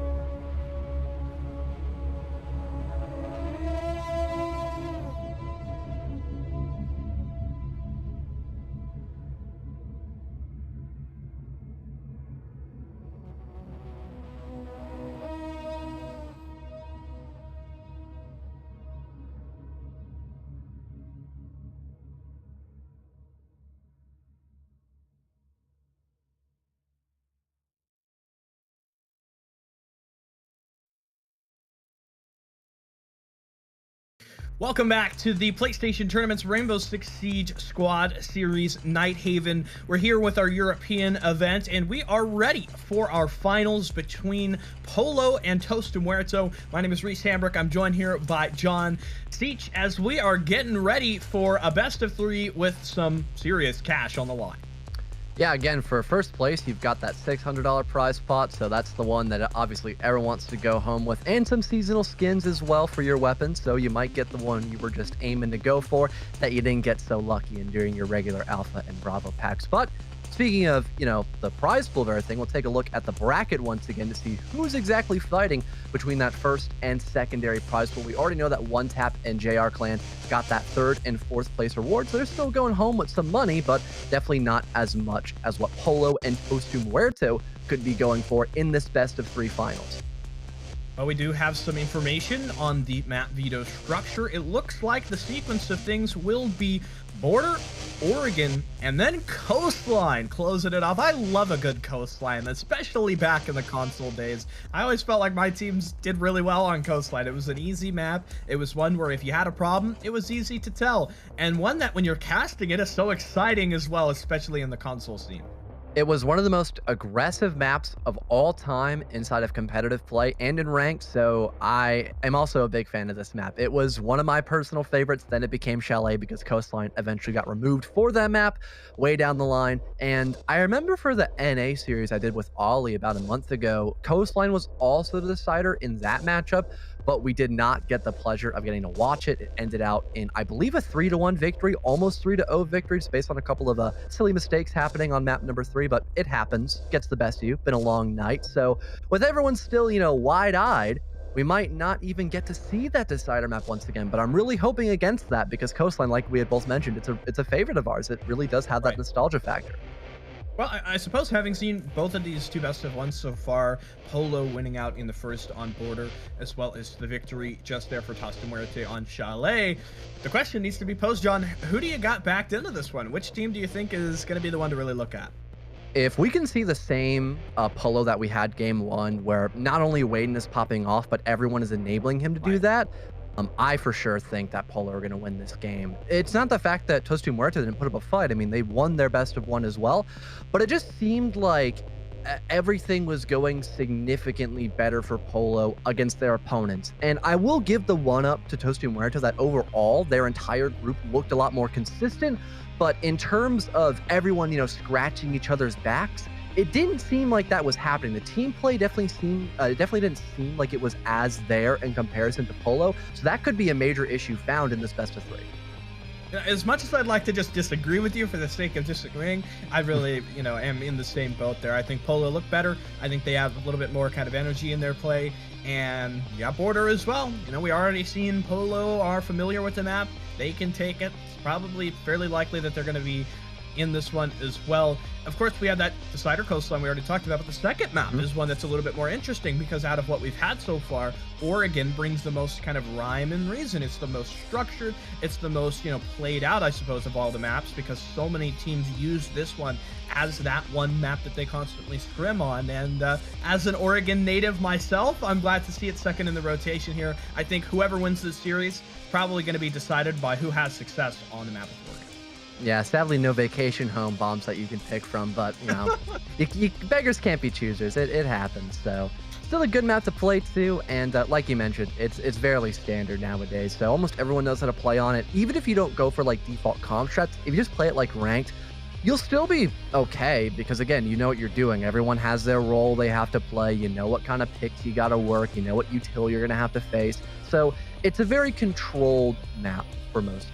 So I'm not really too shocked we get to see that at least once today for the EU division. Probably see it in the NA one as well. It was a pretty frequently picked map, actually, in the NA series that I did last month, that and Villa. So wouldn't be shocked if we see those later today as well. Yeah, I suppose, kind of the NA teams, they do choose to kind of stick with what they are comfortable with. Usually that's Oregon and that's Clubhouse. But things in the EU so far have been pretty kind of, fluid. We've seen some different maps. We've seen some, kind of some versatility and stuff like that. But out of, kind of the two looks of these teams so far, I feel like as I said, Oregon will decide things because Polo, if they can play that same aggressiveness that they have on Oregon, especially here, John, with the, the reduced match length, you need to be there. You need to be ready because I feel like Oregon is one of those maps that always goes 12 rounds. Half the time you get overtime as well. So you're going to need to be the team that is really into this one. You're developed. You've got your strats. They're locked down and you're not, wasting time making mistakes and trying to recover from those. Yeah, the explosivity is most certainly going to be there in terms of how aggressive you want to get, volatility as well. So we saw that, I'd say, a lot more by Polo when they were on border. I mean, we go back to not only Waden, but also I believe it was Nixo as well, trying to work those one-for-ones as much as they could, as early as they could as well. So I most certainly could imagine we see the exact same style of play since it is the same map, just a slightly different team. And their setups for the bomb site, I would say, were fairly linear for Tostu Muerto. So if they start on that defensive half, I could imagine Polo could very much capitalize on that since they were anticipating more of a roam-based composition that could get them very early map control, and then that could let them pretty much just set up for the execute with a lot of time on their hands. And that was a problem for them on certain rounds, was that time management. I think we can go all the way back to that gridlock round where you had 10 seconds and she was across the map with Case. I don't think we're going to have that problem as much unless we see more, I guess, more viability by Muerto in this game. I think one thing I'd like to throw in here as well is it felt like Polo, their strats were a little bit more fleshed out, especially just kind of with the way that they would set up angles. I guess we'll take the bathroom as an example. When they defended the first floor site there on the map border, they had kind of an opening made where they could see what was going on inside of Workshop, and they really understood, how not to let things get complicated, and controlling where the engagements happen on PlayStation in this, Rainbow Six Siege competitive play is a point that I've been hammering on. You need to, as a defender, set up where that's going to happen. Use all your gadgets to try to get you a leg up, things like pre-play C4s, Valkyrie cameras, and all of that. I think maybe this one is probably going to be a map where we'll see the ban phase have a little bit more impact, because if you don't have Valkyrie, you're losing a little bit of intel. Maybe we'll see the Nook ban, maybe we'll see something like that, or a Finka ban, I think would be a wise one as well. Would definitely make sense since, we had a Waden go pretty huge on that op. I was going to take a look at the map bans because, or not map bans, sorry, the operator bans, my mistake from last game, because Muerto starting on the defense, they were the ones to ban out that Caveira more specifically. I'm not too sure if we're going to see that ban again, but if you have more of a comfort ban that you want to have removed off the board in comparison to like those defaults of a Mira or a Valkyrie for this map, that could tie into some extra strengths for Polo. Again, you mentioned the Valkyrie more specifically. Polo were not afraid to bring that out from time to time. So that's really good info. And again, when you're a team that likes to roam, likes to be aggressive, likes to rework map control in the late round, those cameras can have a major effect whether that play works or not, because you know what you're getting yourself into. But starting out for this half, you've got Polo on the offensive side, and then you've got Muerto on the defender half. But again, Polo's offensive rounds were not bad, besides when they had to manage time a little more proactively.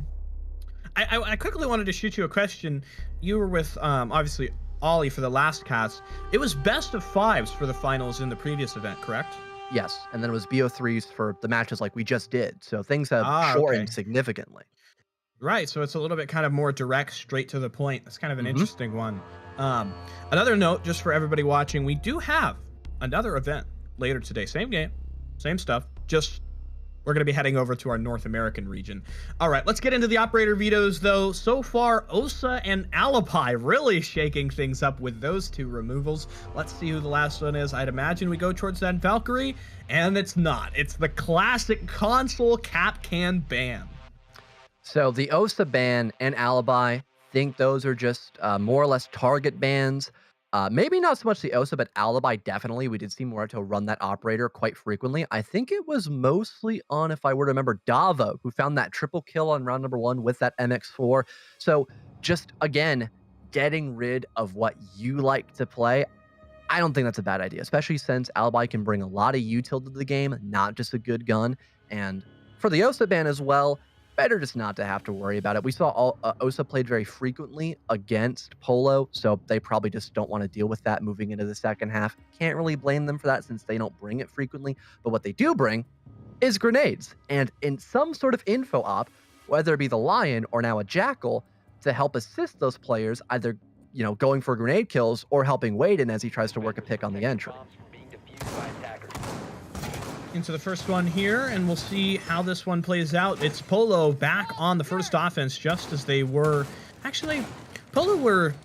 No, they were second offense. Is that correct on Border? Yes, they were defending in the first half. That's right. Yeah, that's kind of where I had my point with the defensive setups. Polo are going to begin on the offense here, and Waden is going to be the one to watch out for. I already feel like, no matter how this one goes, Waden probably going to be sort of our unofficial MVP just for what he has delivered so far. It's easy to tell when a player has been really practicing for a while and is strong mechanically. That has been Waden so far. There's been a couple players who have really surprised me. I'd probably name Davo to that list as well, but it's by a far distance, Waden has just been a crack shot this whole game. Interested to see how the pulse shotgun is going to work. I'm assuming he's playing below and he's going to want to stop a plant that will most likely go down by archives, but you can deny a good chunk of that sight control with the cardiac sensor C4 combination. And not again. The same window angle, but Waden's good for 2. Nobody, and I mean nobody, has expected that position to be so potent, but instead of, Gremmy, for example, holding that angle, it's your entry, and they've already moved into Archive's window. So much chaos has brewed up in the first minute just off of that one play. That is a way to begin the game. There's Gremmy. He comes online as well for a kill against Alid. And Polo step onto Border with a lot of authority. Davo responds. He sends one back, a C4 toss, but it doesn't get there. Gridlock on the hot through and the confirm as well with some support by the Twitch. It leaves Imagine in a rough one. He gets bounced out of Archives and Polo stomp in. They take the first and close down 3-1. And again, just impressive work done. I mean, we talked about the skill that Waden can wheel on that Finka operator, and it was perfectly illustrated on that round. I mean, just cutting to the chase. They must have acknowledged that there was still a very heavy sight presence in the beginning of that round, and we're like, you know what? Someone's probably still setting up. If they're that close to the bomb site, let's play sandwich and see if we get a kill. Because what's the worst that could happen, right? They try to swing us and we just back off the rappel and still play in a 5-on-5. The opposite of that happened. It went perfectly fine. He found 2 kills, and that leads the rest of Polo to just set up for the execute in quite literally a minute time. Like, that was perfectly done by Polo, and Tostu Muerto, they're going to opt to do the same thing, but they'll be a little more aware of that potential aggression by Polo. Yeah, maybe not sit in front of an open sandwich window while you're I don't know, responding on Snapchat or something. You gotta get to cover. You gotta just, if you're gonna, sit still, don't be in a spot where you're just gonna get a free death. You don't want to give away something like that. Polo have started off well. Let's see what Tostu Muerto have got in response. I like the fact that they haven't necessarily neglected the idea of bringing some sight vision. They're going to include a bulletproof camera as well. Looked like the Jaeger had just dropped that one over towards kind of the west area inside of Armory and Lockers, making sure they've got that ability to tell, okay, where are the attackers at? Are they in the site? If then, maybe we're trying to use some of the C4s that we've got 3 in total being brought by this composition. A little bit of a 6-pick. Amaru gotten rid of, and we'll end up on a Zofia for Jamil. But other than that, Polo seemed to be fairly, kind of concrete in the ways of what their composition would look like. Probably for the best 2, you're either going to go up like the hatch, for example, in either site, or you're going to play on sandwich as Amaru, and that spot is going to be it's going to be heavily watched by Muerto since they just lost 2 players from their last round, so definitely a good change of pace. You're still going to want to play on that sandwich window, but just a little more passively. You've got more safety. You don't have to just walk into the fray like you would see with that Amaru. So still trying to actively work that opening kill. I like that by Polo, and they're already setting up for an execute, it seems. Yeah, there we go. It's Nixo. He just runs right in and he gets a double kill, eliminating both the Oryx and the K, but he cannot control the recoil there. It was Franchu playing from the head glitch. The C4 gets out, but no damage done towards Polo. The attackers feel like they've maybe got control of this western side, but it's Alid with success on the retake. There goes the Jackal. He hops in and he manages to mow down that Jaeger, the loss of the Thunderbird mere moments before. Franchu just hiding beneath the table table, maybe trying to deny the plant, but he's out of his C4, and he really needs somebody from Polo to go ahead and expose themselves, but nobody stepping forward into his gun sight so far. I was going to say zero clue about the bandit's position, but really, what can you do? You have to unprone eventually. That happens, and then everyone's eyes just dart to archives. They work for that last kill, and that is the round already won by Polo. And this was their weaker half. We saw them crush their opponents of one tap on defense. So if they are already doing this kind of work on the same bomb site, potentially 3 times in a row since Armory is being locked in by Muerto again, this could be match point much earlier than we expect, but at the very last second, we're seeing some change-ups here by Muerto because they want to try something new since clearly the same side of Armory has not worked out for them. Yeah, it really would not make sense to go to that same site over again. It's the point about the shortened matches. You lose the first half flat out, the game can be very difficult to get back on, under your control, because you look at what happened on Chalet, it was the same thing. The first half was very defined favor for Tostu Muerto. And, even in that respect, the JR clan, in just our previous match, they tried to bring it back. They got 2, they couldn't get the 3rd, and that was what did them in. You just have to manage to scrounge out 1. And, we always, as casters, go back on this idea of don't play the same site twice, don't run the same strat twice. If it didn't work for you, swap it up. And we're going to try to see that from Tostu Muerto. They're bringing in a little bit more kind of a focus on the traps with the Legion, but Polo have just been dominant so far and really look like they are trying to close this one up early. So you've got no vertical. Good change-up by Nixo, I'd have to say. You can be a lot more aggressive on that Iana pick rather than a Nook, who normally has to have a very long setup time to have any impact on the round. From what I could gather, Polo, they might just rush down main. I'd be brutally honest. They might just throw the Candelas by the single window or by main double, walk into sight, get the plant down, and then just play for a very aggro execute. That's not a bad idea whatsoever, since they have been so fast in this game already. And yep, they're going to go for exactly that, Reese. Everybody's here. Everybody's ready. In comes the utility, grenades, track stingers, all of it. Candelas as well, and now an impact EMP trying to get rid of, I believe, an ADS. Flashbangs are good. The Ying goes forward, but she's immediately shut down. Franchu in the early gunfight has got one back, and that seems to kind of have stalled out Polo, who don't really want to look to fully commit to this, but they're in either way. The ace is inside of the site, but he's not really got a good spot to get the plant down. This Legion constantly harassing him. Finally DBNO'd by Nixo, who managed to step in. Jamil goes down, but the Iana will stack up a second, helping Polo to stay above water in this situation. Gridlock now between the rotate. Next to Akona could get healed up. Nixo, a 3rd now. Pistol for good measure on a Franchu. Leaving now, just imagine. Nixo for 4. Can he find 5? Yes, he can. The pistol does plenty of damage, and that's match point already for Polo. Oof, and even the glacier on the pistol, too. Looking all snazzy there. On him. Nixo making a massive performance there. And the offense are completely out of control. Polo in the best of 3 already are screaming out to a flawless first half, and they need only one more to establish their dominance here on border in the record books. Tostu Muerto they almost had it. They had a good start to that round, but they couldn't, collapse down on that rotation. And honestly, John, without Nixo getting in through that west main door, that round was over with. But the fact that he eliminates the alibi allows the rest of the team to get in. Nixo gets 1, 2, 3, 4, then he gets the ace. Wow. And as well, there was really nothing to stop that execute from happening, or the rush, I should say as well. It's basically the same thing. There was no vertical, so you hop in through the vent window for free, and there is, again, no one playing over by stock, for example. Really, there's no separate pressure points but the opposing bomb site, which, yeah, is great for 1 or 2 kills, but then when you enter in and you have natural cover and you can force a post-plant position possibly, then you have Muerto need to get a little more active in that spot, and again, with no vertical, they're going to have to take a gunfight that they're really not fully prepared for. It's pretty much a 50-50 coin flip or a gunfight favoring Polo. And that's basically what happened. Once Polo found an opening, they took it more, in particular Nixo, who just flattened everyone that walked in his way. Right. And like we mentioned, now it's match point for Polo. And this half was their better spot. They were really good on defense against their opponents last time. And when we were having that discussion about, which team we liked in this favor, you mentioned it. It's not only just Waden for Team Polo, but it's also Nixo, who Mhm. can turn it on in a moment's notice and really make a play happen.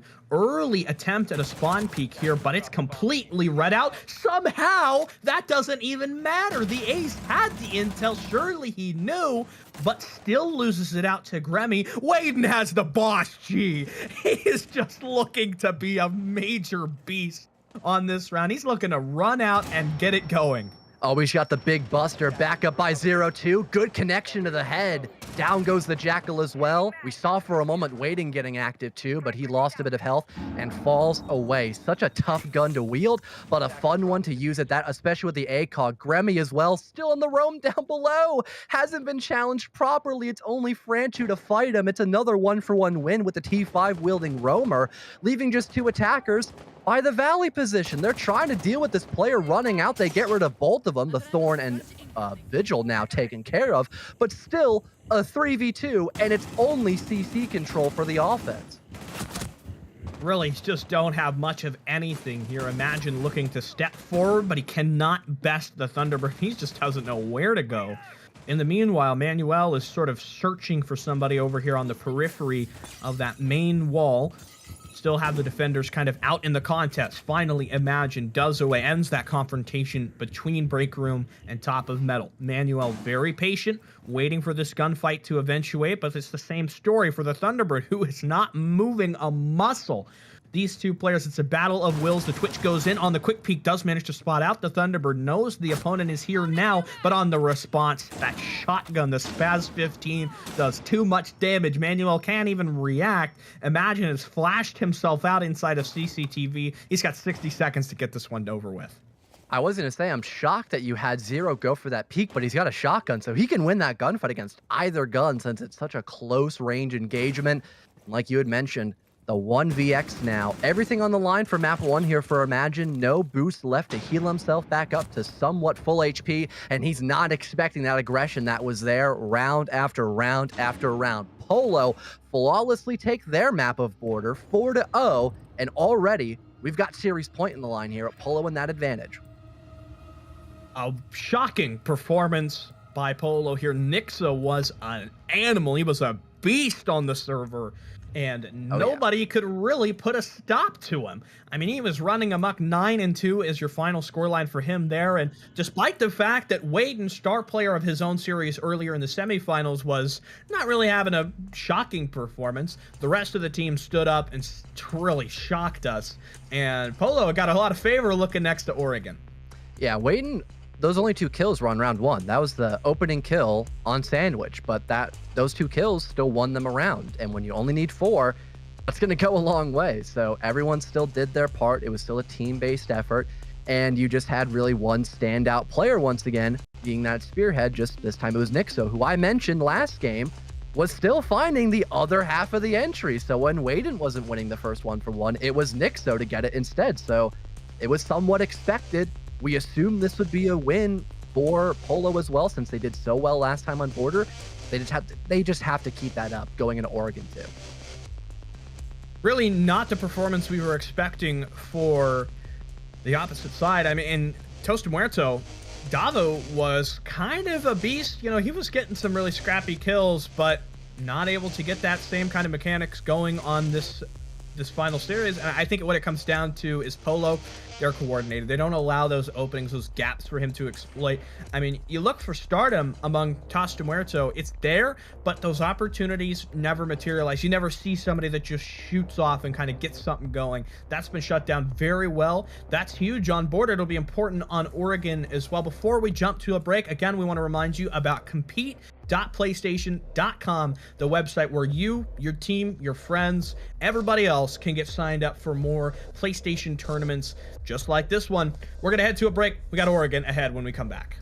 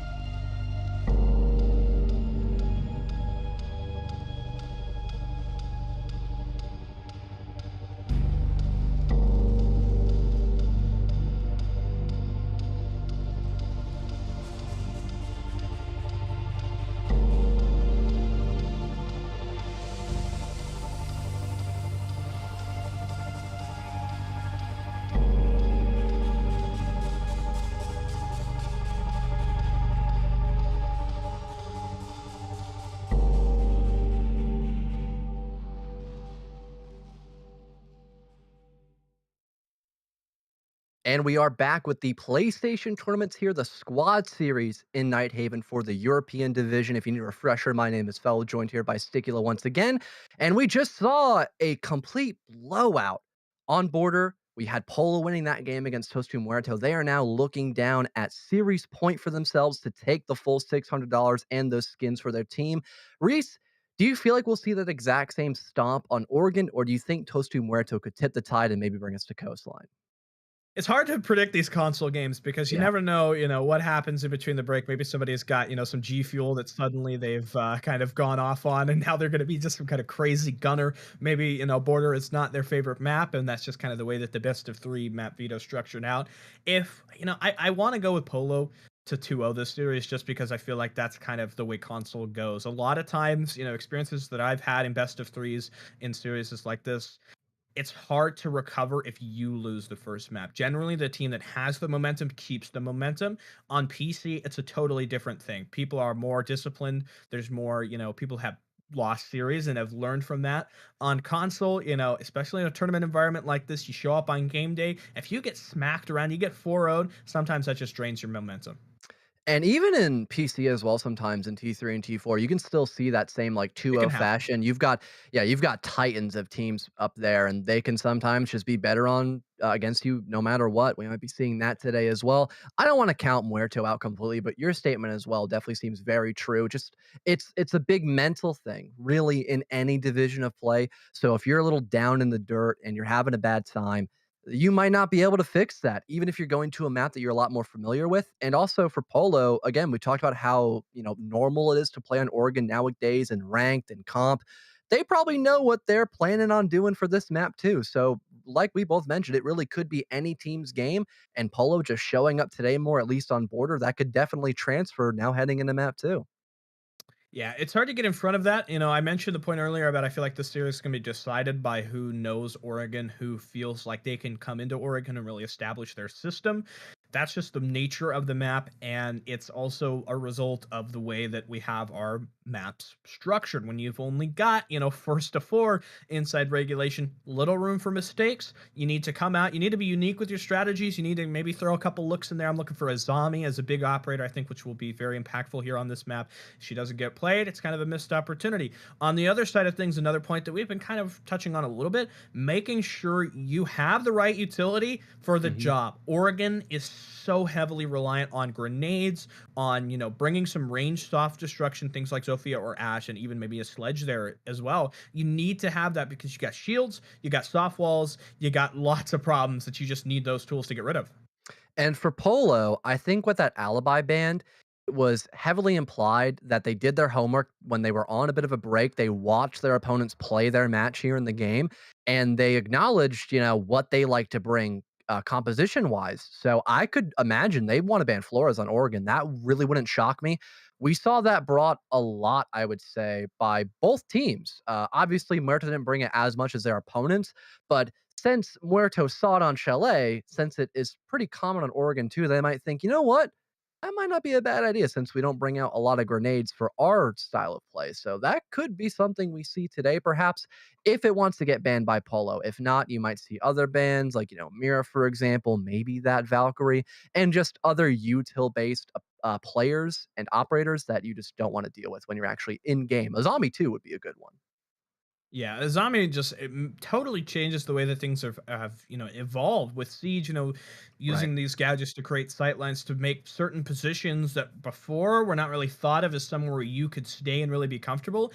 Now that you got the kunais, I mean, you can totally lock yourself down, and it again returns to the point about having the right soft destruction utility because the Kiva barriers themselves may be weak. You only got to punch them a couple of times, but that really adds up when they're far away, and you need utility to reach out to those, and you don't have, the ability to get up close. If you're locked out, if you don't have any soft destruction, your soft reach player dies, or you just simply forgot, Mhm. you are just going to be locked out, and it's just going to be so frightening to look down on that and just see, wow, this defender could be anywhere. And again, in terms of bans for Muerto, it did seem like they were a little more, I suppose, reserved on what they wanted to remove. They had a Cap Cannon Thatcher. I don't think Cap Cannon is as strong on Oregon in comparison to Border, but again, put in the right environment, there's still a lot of spots you can roam pretty heavily. So that does force your opponents to clear out the map still to a certain degree, which could allow the Capcan to be successful. But would they want to ban that operator here when they have so much that could go against them on the defense that aren't just those EDDs? Potentially not. Again, Mira's very good on this map. Valkyrie's fantastic. We just talked about the Azami for a good chunk of time. And the util spam, you can even see it with my band. If you don't like bringing out those magnets, then make sure your opponents can't do the same thing either. So I just feel like for both teams, their bans are going to be spread a little bit on the thinner side. And in terms of setups, it seems like Polo has a good understanding of what they can and cannot do for specific maps. So I'm sure they could, bring that over into Oregon. But for Muerto, when we saw them playing more specifically on Chalet, they had very straightforward strategies, nothing too complex. We saw that as well pretty consistently on Border, where they went the same site twice and then went to Vent, which didn't really work out all too well for them as well. So they might not be as well versed in terms of having knowledge for Oregon in comparison to Polo, but can still get the basics down. Alrighty, well, we apologize for the short delay, but we're into the second map here in our finals of the PlayStation Tournament's Squad Series Night Haven. First off the cuff, it's a Finka ban. We saw the impact of the Finka throughout this tournament so far. She's a crazy operator, and again on PS4, her recoil, it's like a nothing burger. I mean, you got nothing there. The gun is still insane. And the Jackal, too, was one that we did see quite favorited by Polo in our previous matchup. He came out a lot just in kind of that early game when you needed to get rid of somebody, when you needed to figure out if an area was clear or not. The Jackal is a bit of a shortcut towards that Oregon. Another staple removal there will be the Cade, and we'll figure out if it's a Valkyrie or a Mira on the last one. It's a Clash. Okay.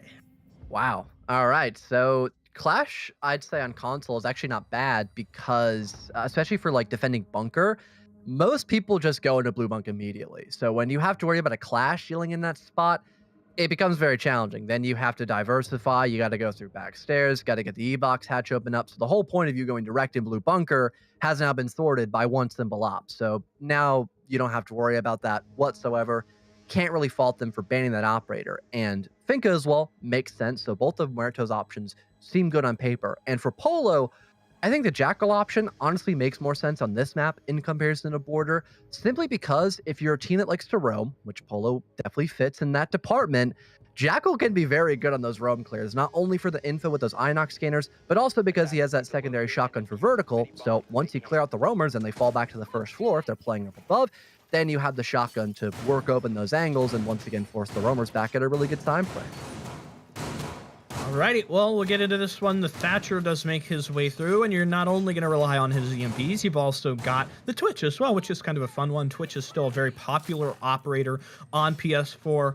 When I feel like PC, maybe not as much. Maybe you don't see the Twitch in as many games as you would have used to, but she's still got a very strong controller gun in the F2, and the gadget can be helpful as well here. But, when looking at a defender utility point of view, there's no Cades that you need to go find. I suppose the Kona stations are going to be that main gadget you'd like to seek out with your Twitch drone and get rid of.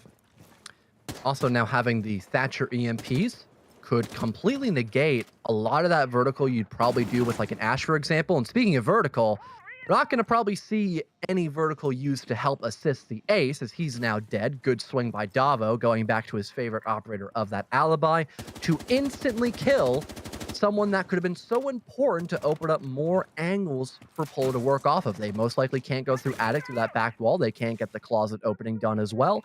So things are going to get very linear. I would assume they want to go up white stairs and maybe try something fancy by big window, perhaps too. That seems to be their only option, but they're willing to take that risk. There's the response. Gremmy getting the shots in, and he's looking for another, just sort of maintaining that cut. It's a good, smart call to rotate towards that attic window. Gets Gremmy out of there. He's going to rotate in below now, and Polo just sort of testing the waters so far, not trying to commit to anything, maybe searching for a bit of vertical control. They do have one set of grenades from Waden, but he's not really down there with the rest of the squad to get much impact out of that. It'd be a bit of a shocker to see this one develop as a big window take, not something that a lot of teams really opt to go for.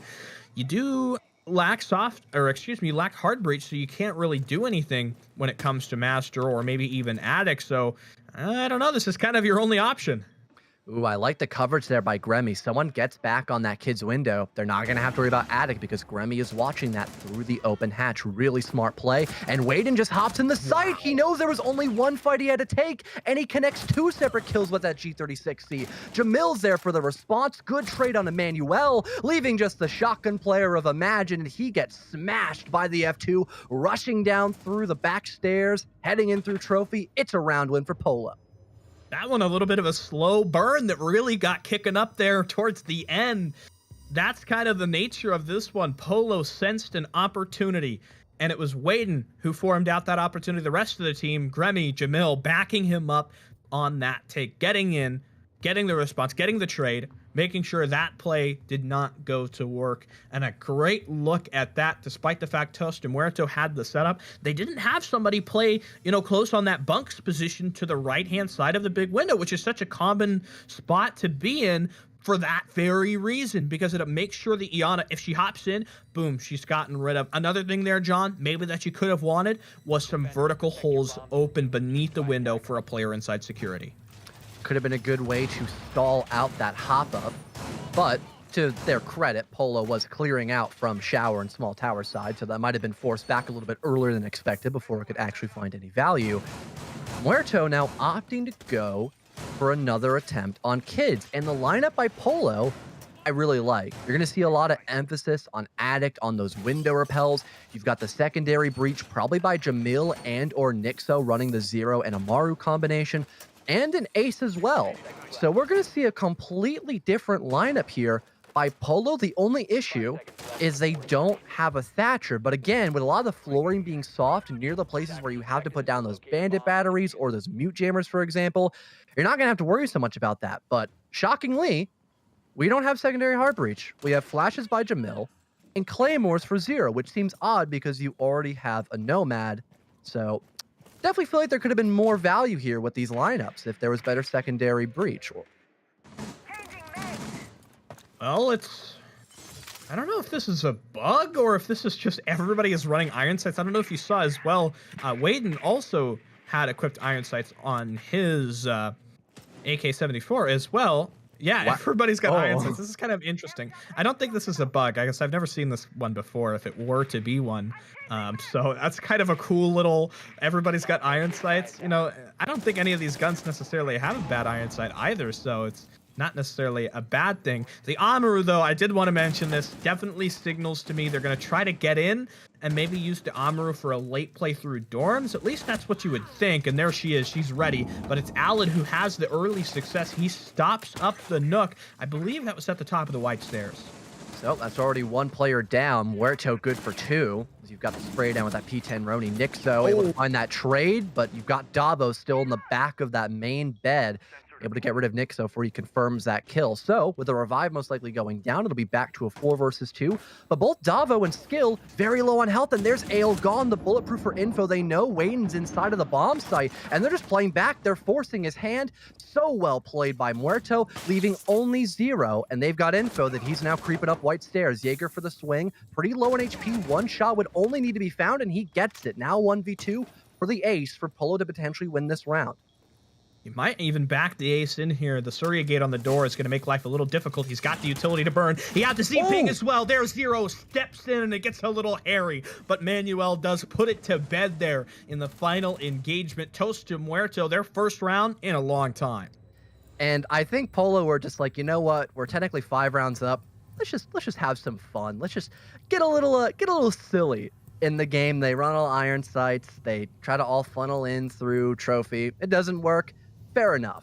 They got one more round to potentially play on. And I'd say a 2-to-1 split, if Muerto win this round, is really not bad for either side. That's fairly default. But I would have to say Polo still almost won that round when not really getting anything opened up and just playing with iron sights. That's definitely concerning for Muerto. So they've got to remain, I suppose, vigilant on this round to make sure they can confirm that second round win. Because if they don't, they are now 2-to-1 against them going on the attacking half. That could be dangerous. Certainly could be. There's the Caveira coming out. That's a bit of an odd one. We did have the Caveira banned earlier, but even in a comp match, it does seem like a bit of a shocking operator to have. Tostu Muerto making sure they aren't going to be suffering a flawless first half, such as they did earlier on Border. But it looks as though Polo are ramping up for another one of their classic quick take looks here. They've got both shield operators, especially the Blitz, always an important one. Reinforcements will go up those. It looks like they're going to close off elbow. Usually when you bring the Blitz, your hope is they're going to extend into that elbow position, and you just send that shielded German operator right on in there and shut up anyone trying to play elbow. I think Manuel's going to put a mirror window in E-Box. That would not be good because they have no hatch denials. So Polo could just use a secondary hard breach on the Monty, open it up, break the mirror window, and then execute blue bunker because they have nothing to stop them after that, especially if they have backstairs control. And yeah, that's going to be the main point of contention here for Muerto, is playing an E-Box. So again, if someone opens up the hatch, that's big trouble for the defense.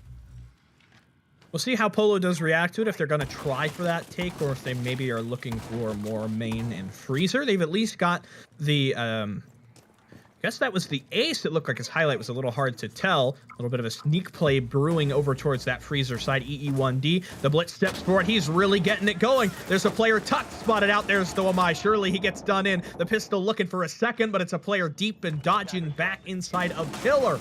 There was another kill from the offense found. All of a sudden, the bodies are dropping like flies, and it's left to Davo. He gets rid of the shielded player, and Gremmy still needing to be revived. Polo will link up, get back together, and try to close out this chaotic mess. And again, great coordination, both with the shield and those lion scans, and with no sight lines made to look down from closet, or at least down the rotate over into freezer. It was instant access way for Polo. There goes another player covering Grammy, but he brings out the pistol and hip fires him. Extra points for the style play. You said this got weakened. No, it was a drop shot. Double points for Grammy, I suppose, getting on the floor and breakdancing.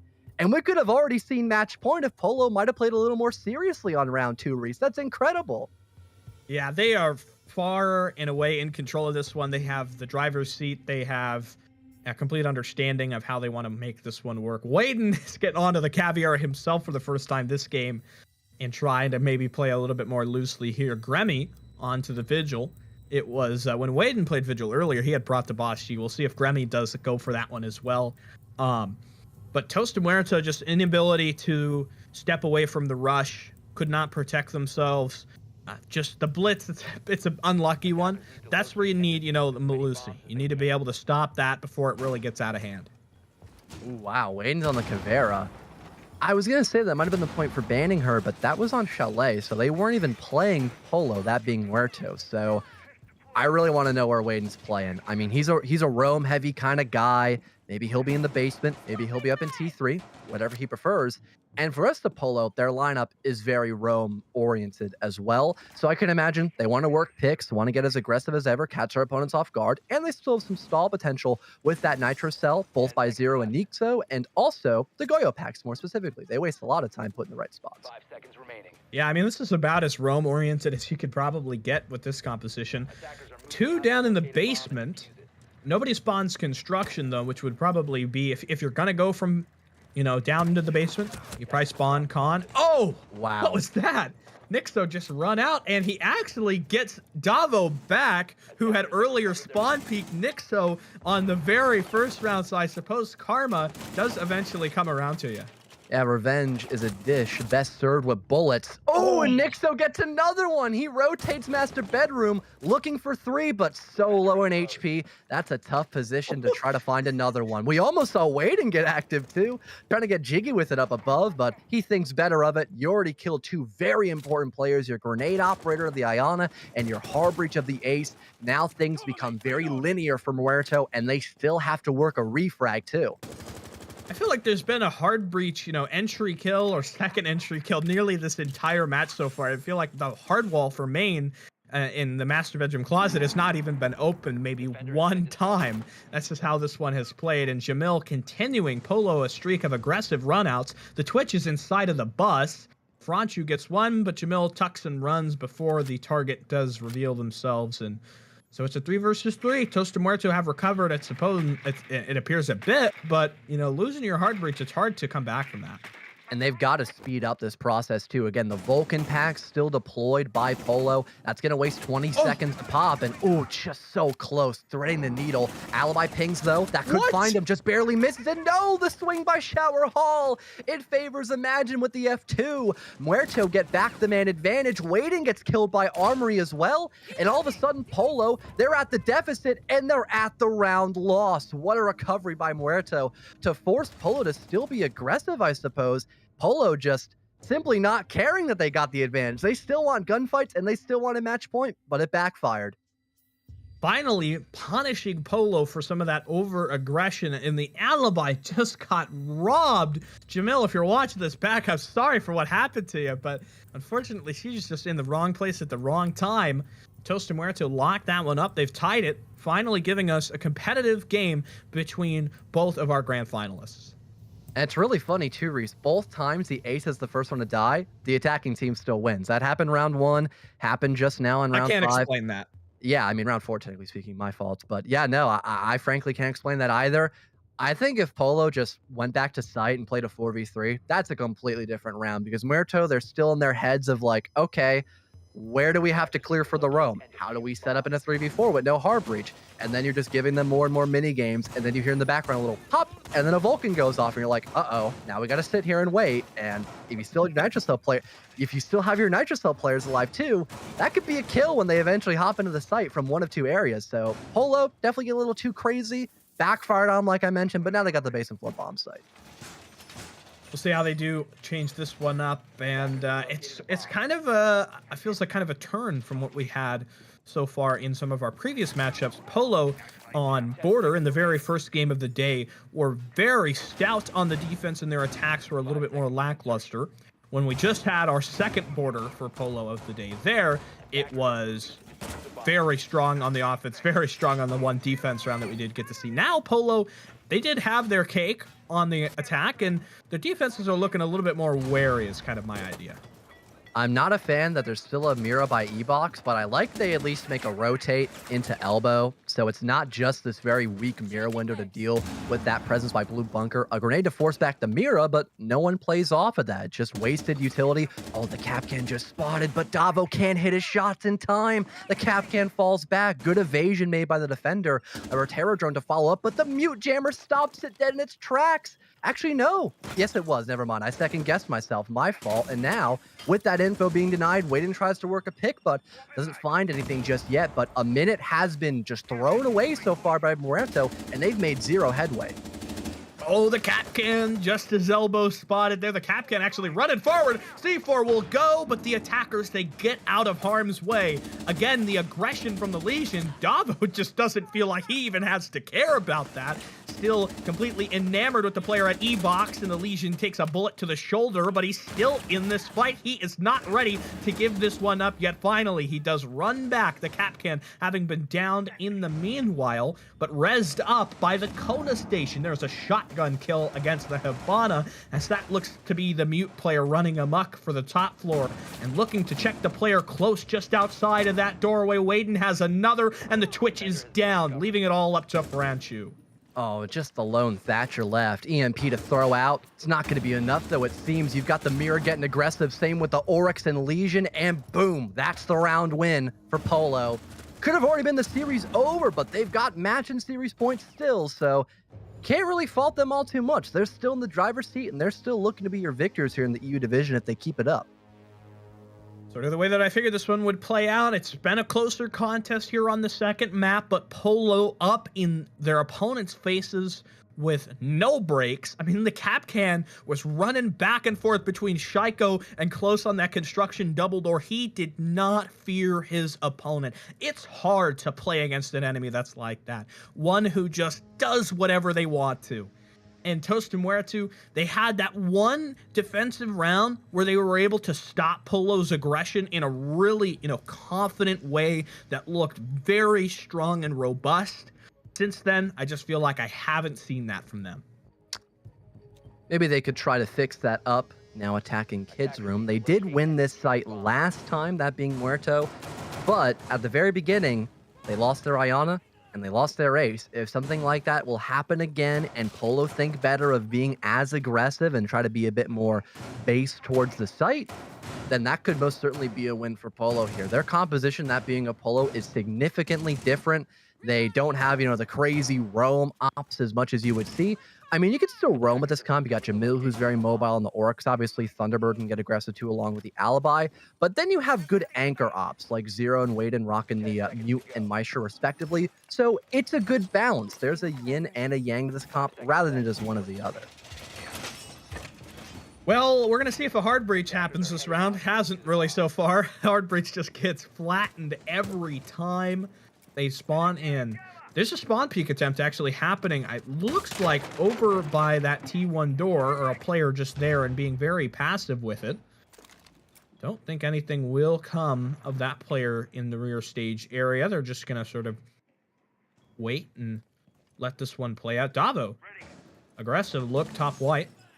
Seeing if he might be able to start this one off for a positive note. There is no Malusi. So as long as he just kind of gets through that barbed wire, there could be an opportunity to make it happen there. But Franchu eliminated. It's the hard breacher again. How many times does this happen today? This Kids Room bomb site has just been a curse for the ace player. Might need to try a different hard breach at this point. We've only seen him do his job 1 out of the 4 times this site has been in play. Really tough stuff going. But thankfully, Imagine can make some loose ends get tied up, but not for very long. Waden's still in the corner by Trophy Room. He mows down a second one, almost 3, but Imagine just barely survives. Confirmation on the player stuck on the bed, and he runs out of ammo. Oh, don't do it to him, Waden. He's got the bailiff out. He's got the pocket shotty, and that's all he needs to get the job done. The knife stabbing Imagine in the gut to put him in the dirt down 6 feet under, and Gremmy gets the last one. It's all over. Polo take it 2-0. Not much of a surprising result, but one that definitely had some electrifying energy there. Polo wind up at the end of the day the victor of the PlayStation Tournament's Rainbow Six Siege Squad Series Night Haven, and they did it in style with an aggressive, unforgiving play style with Waden at the helm, with support, of course, from the rest of the squad as well. Congratulations to Polo on a game well fought.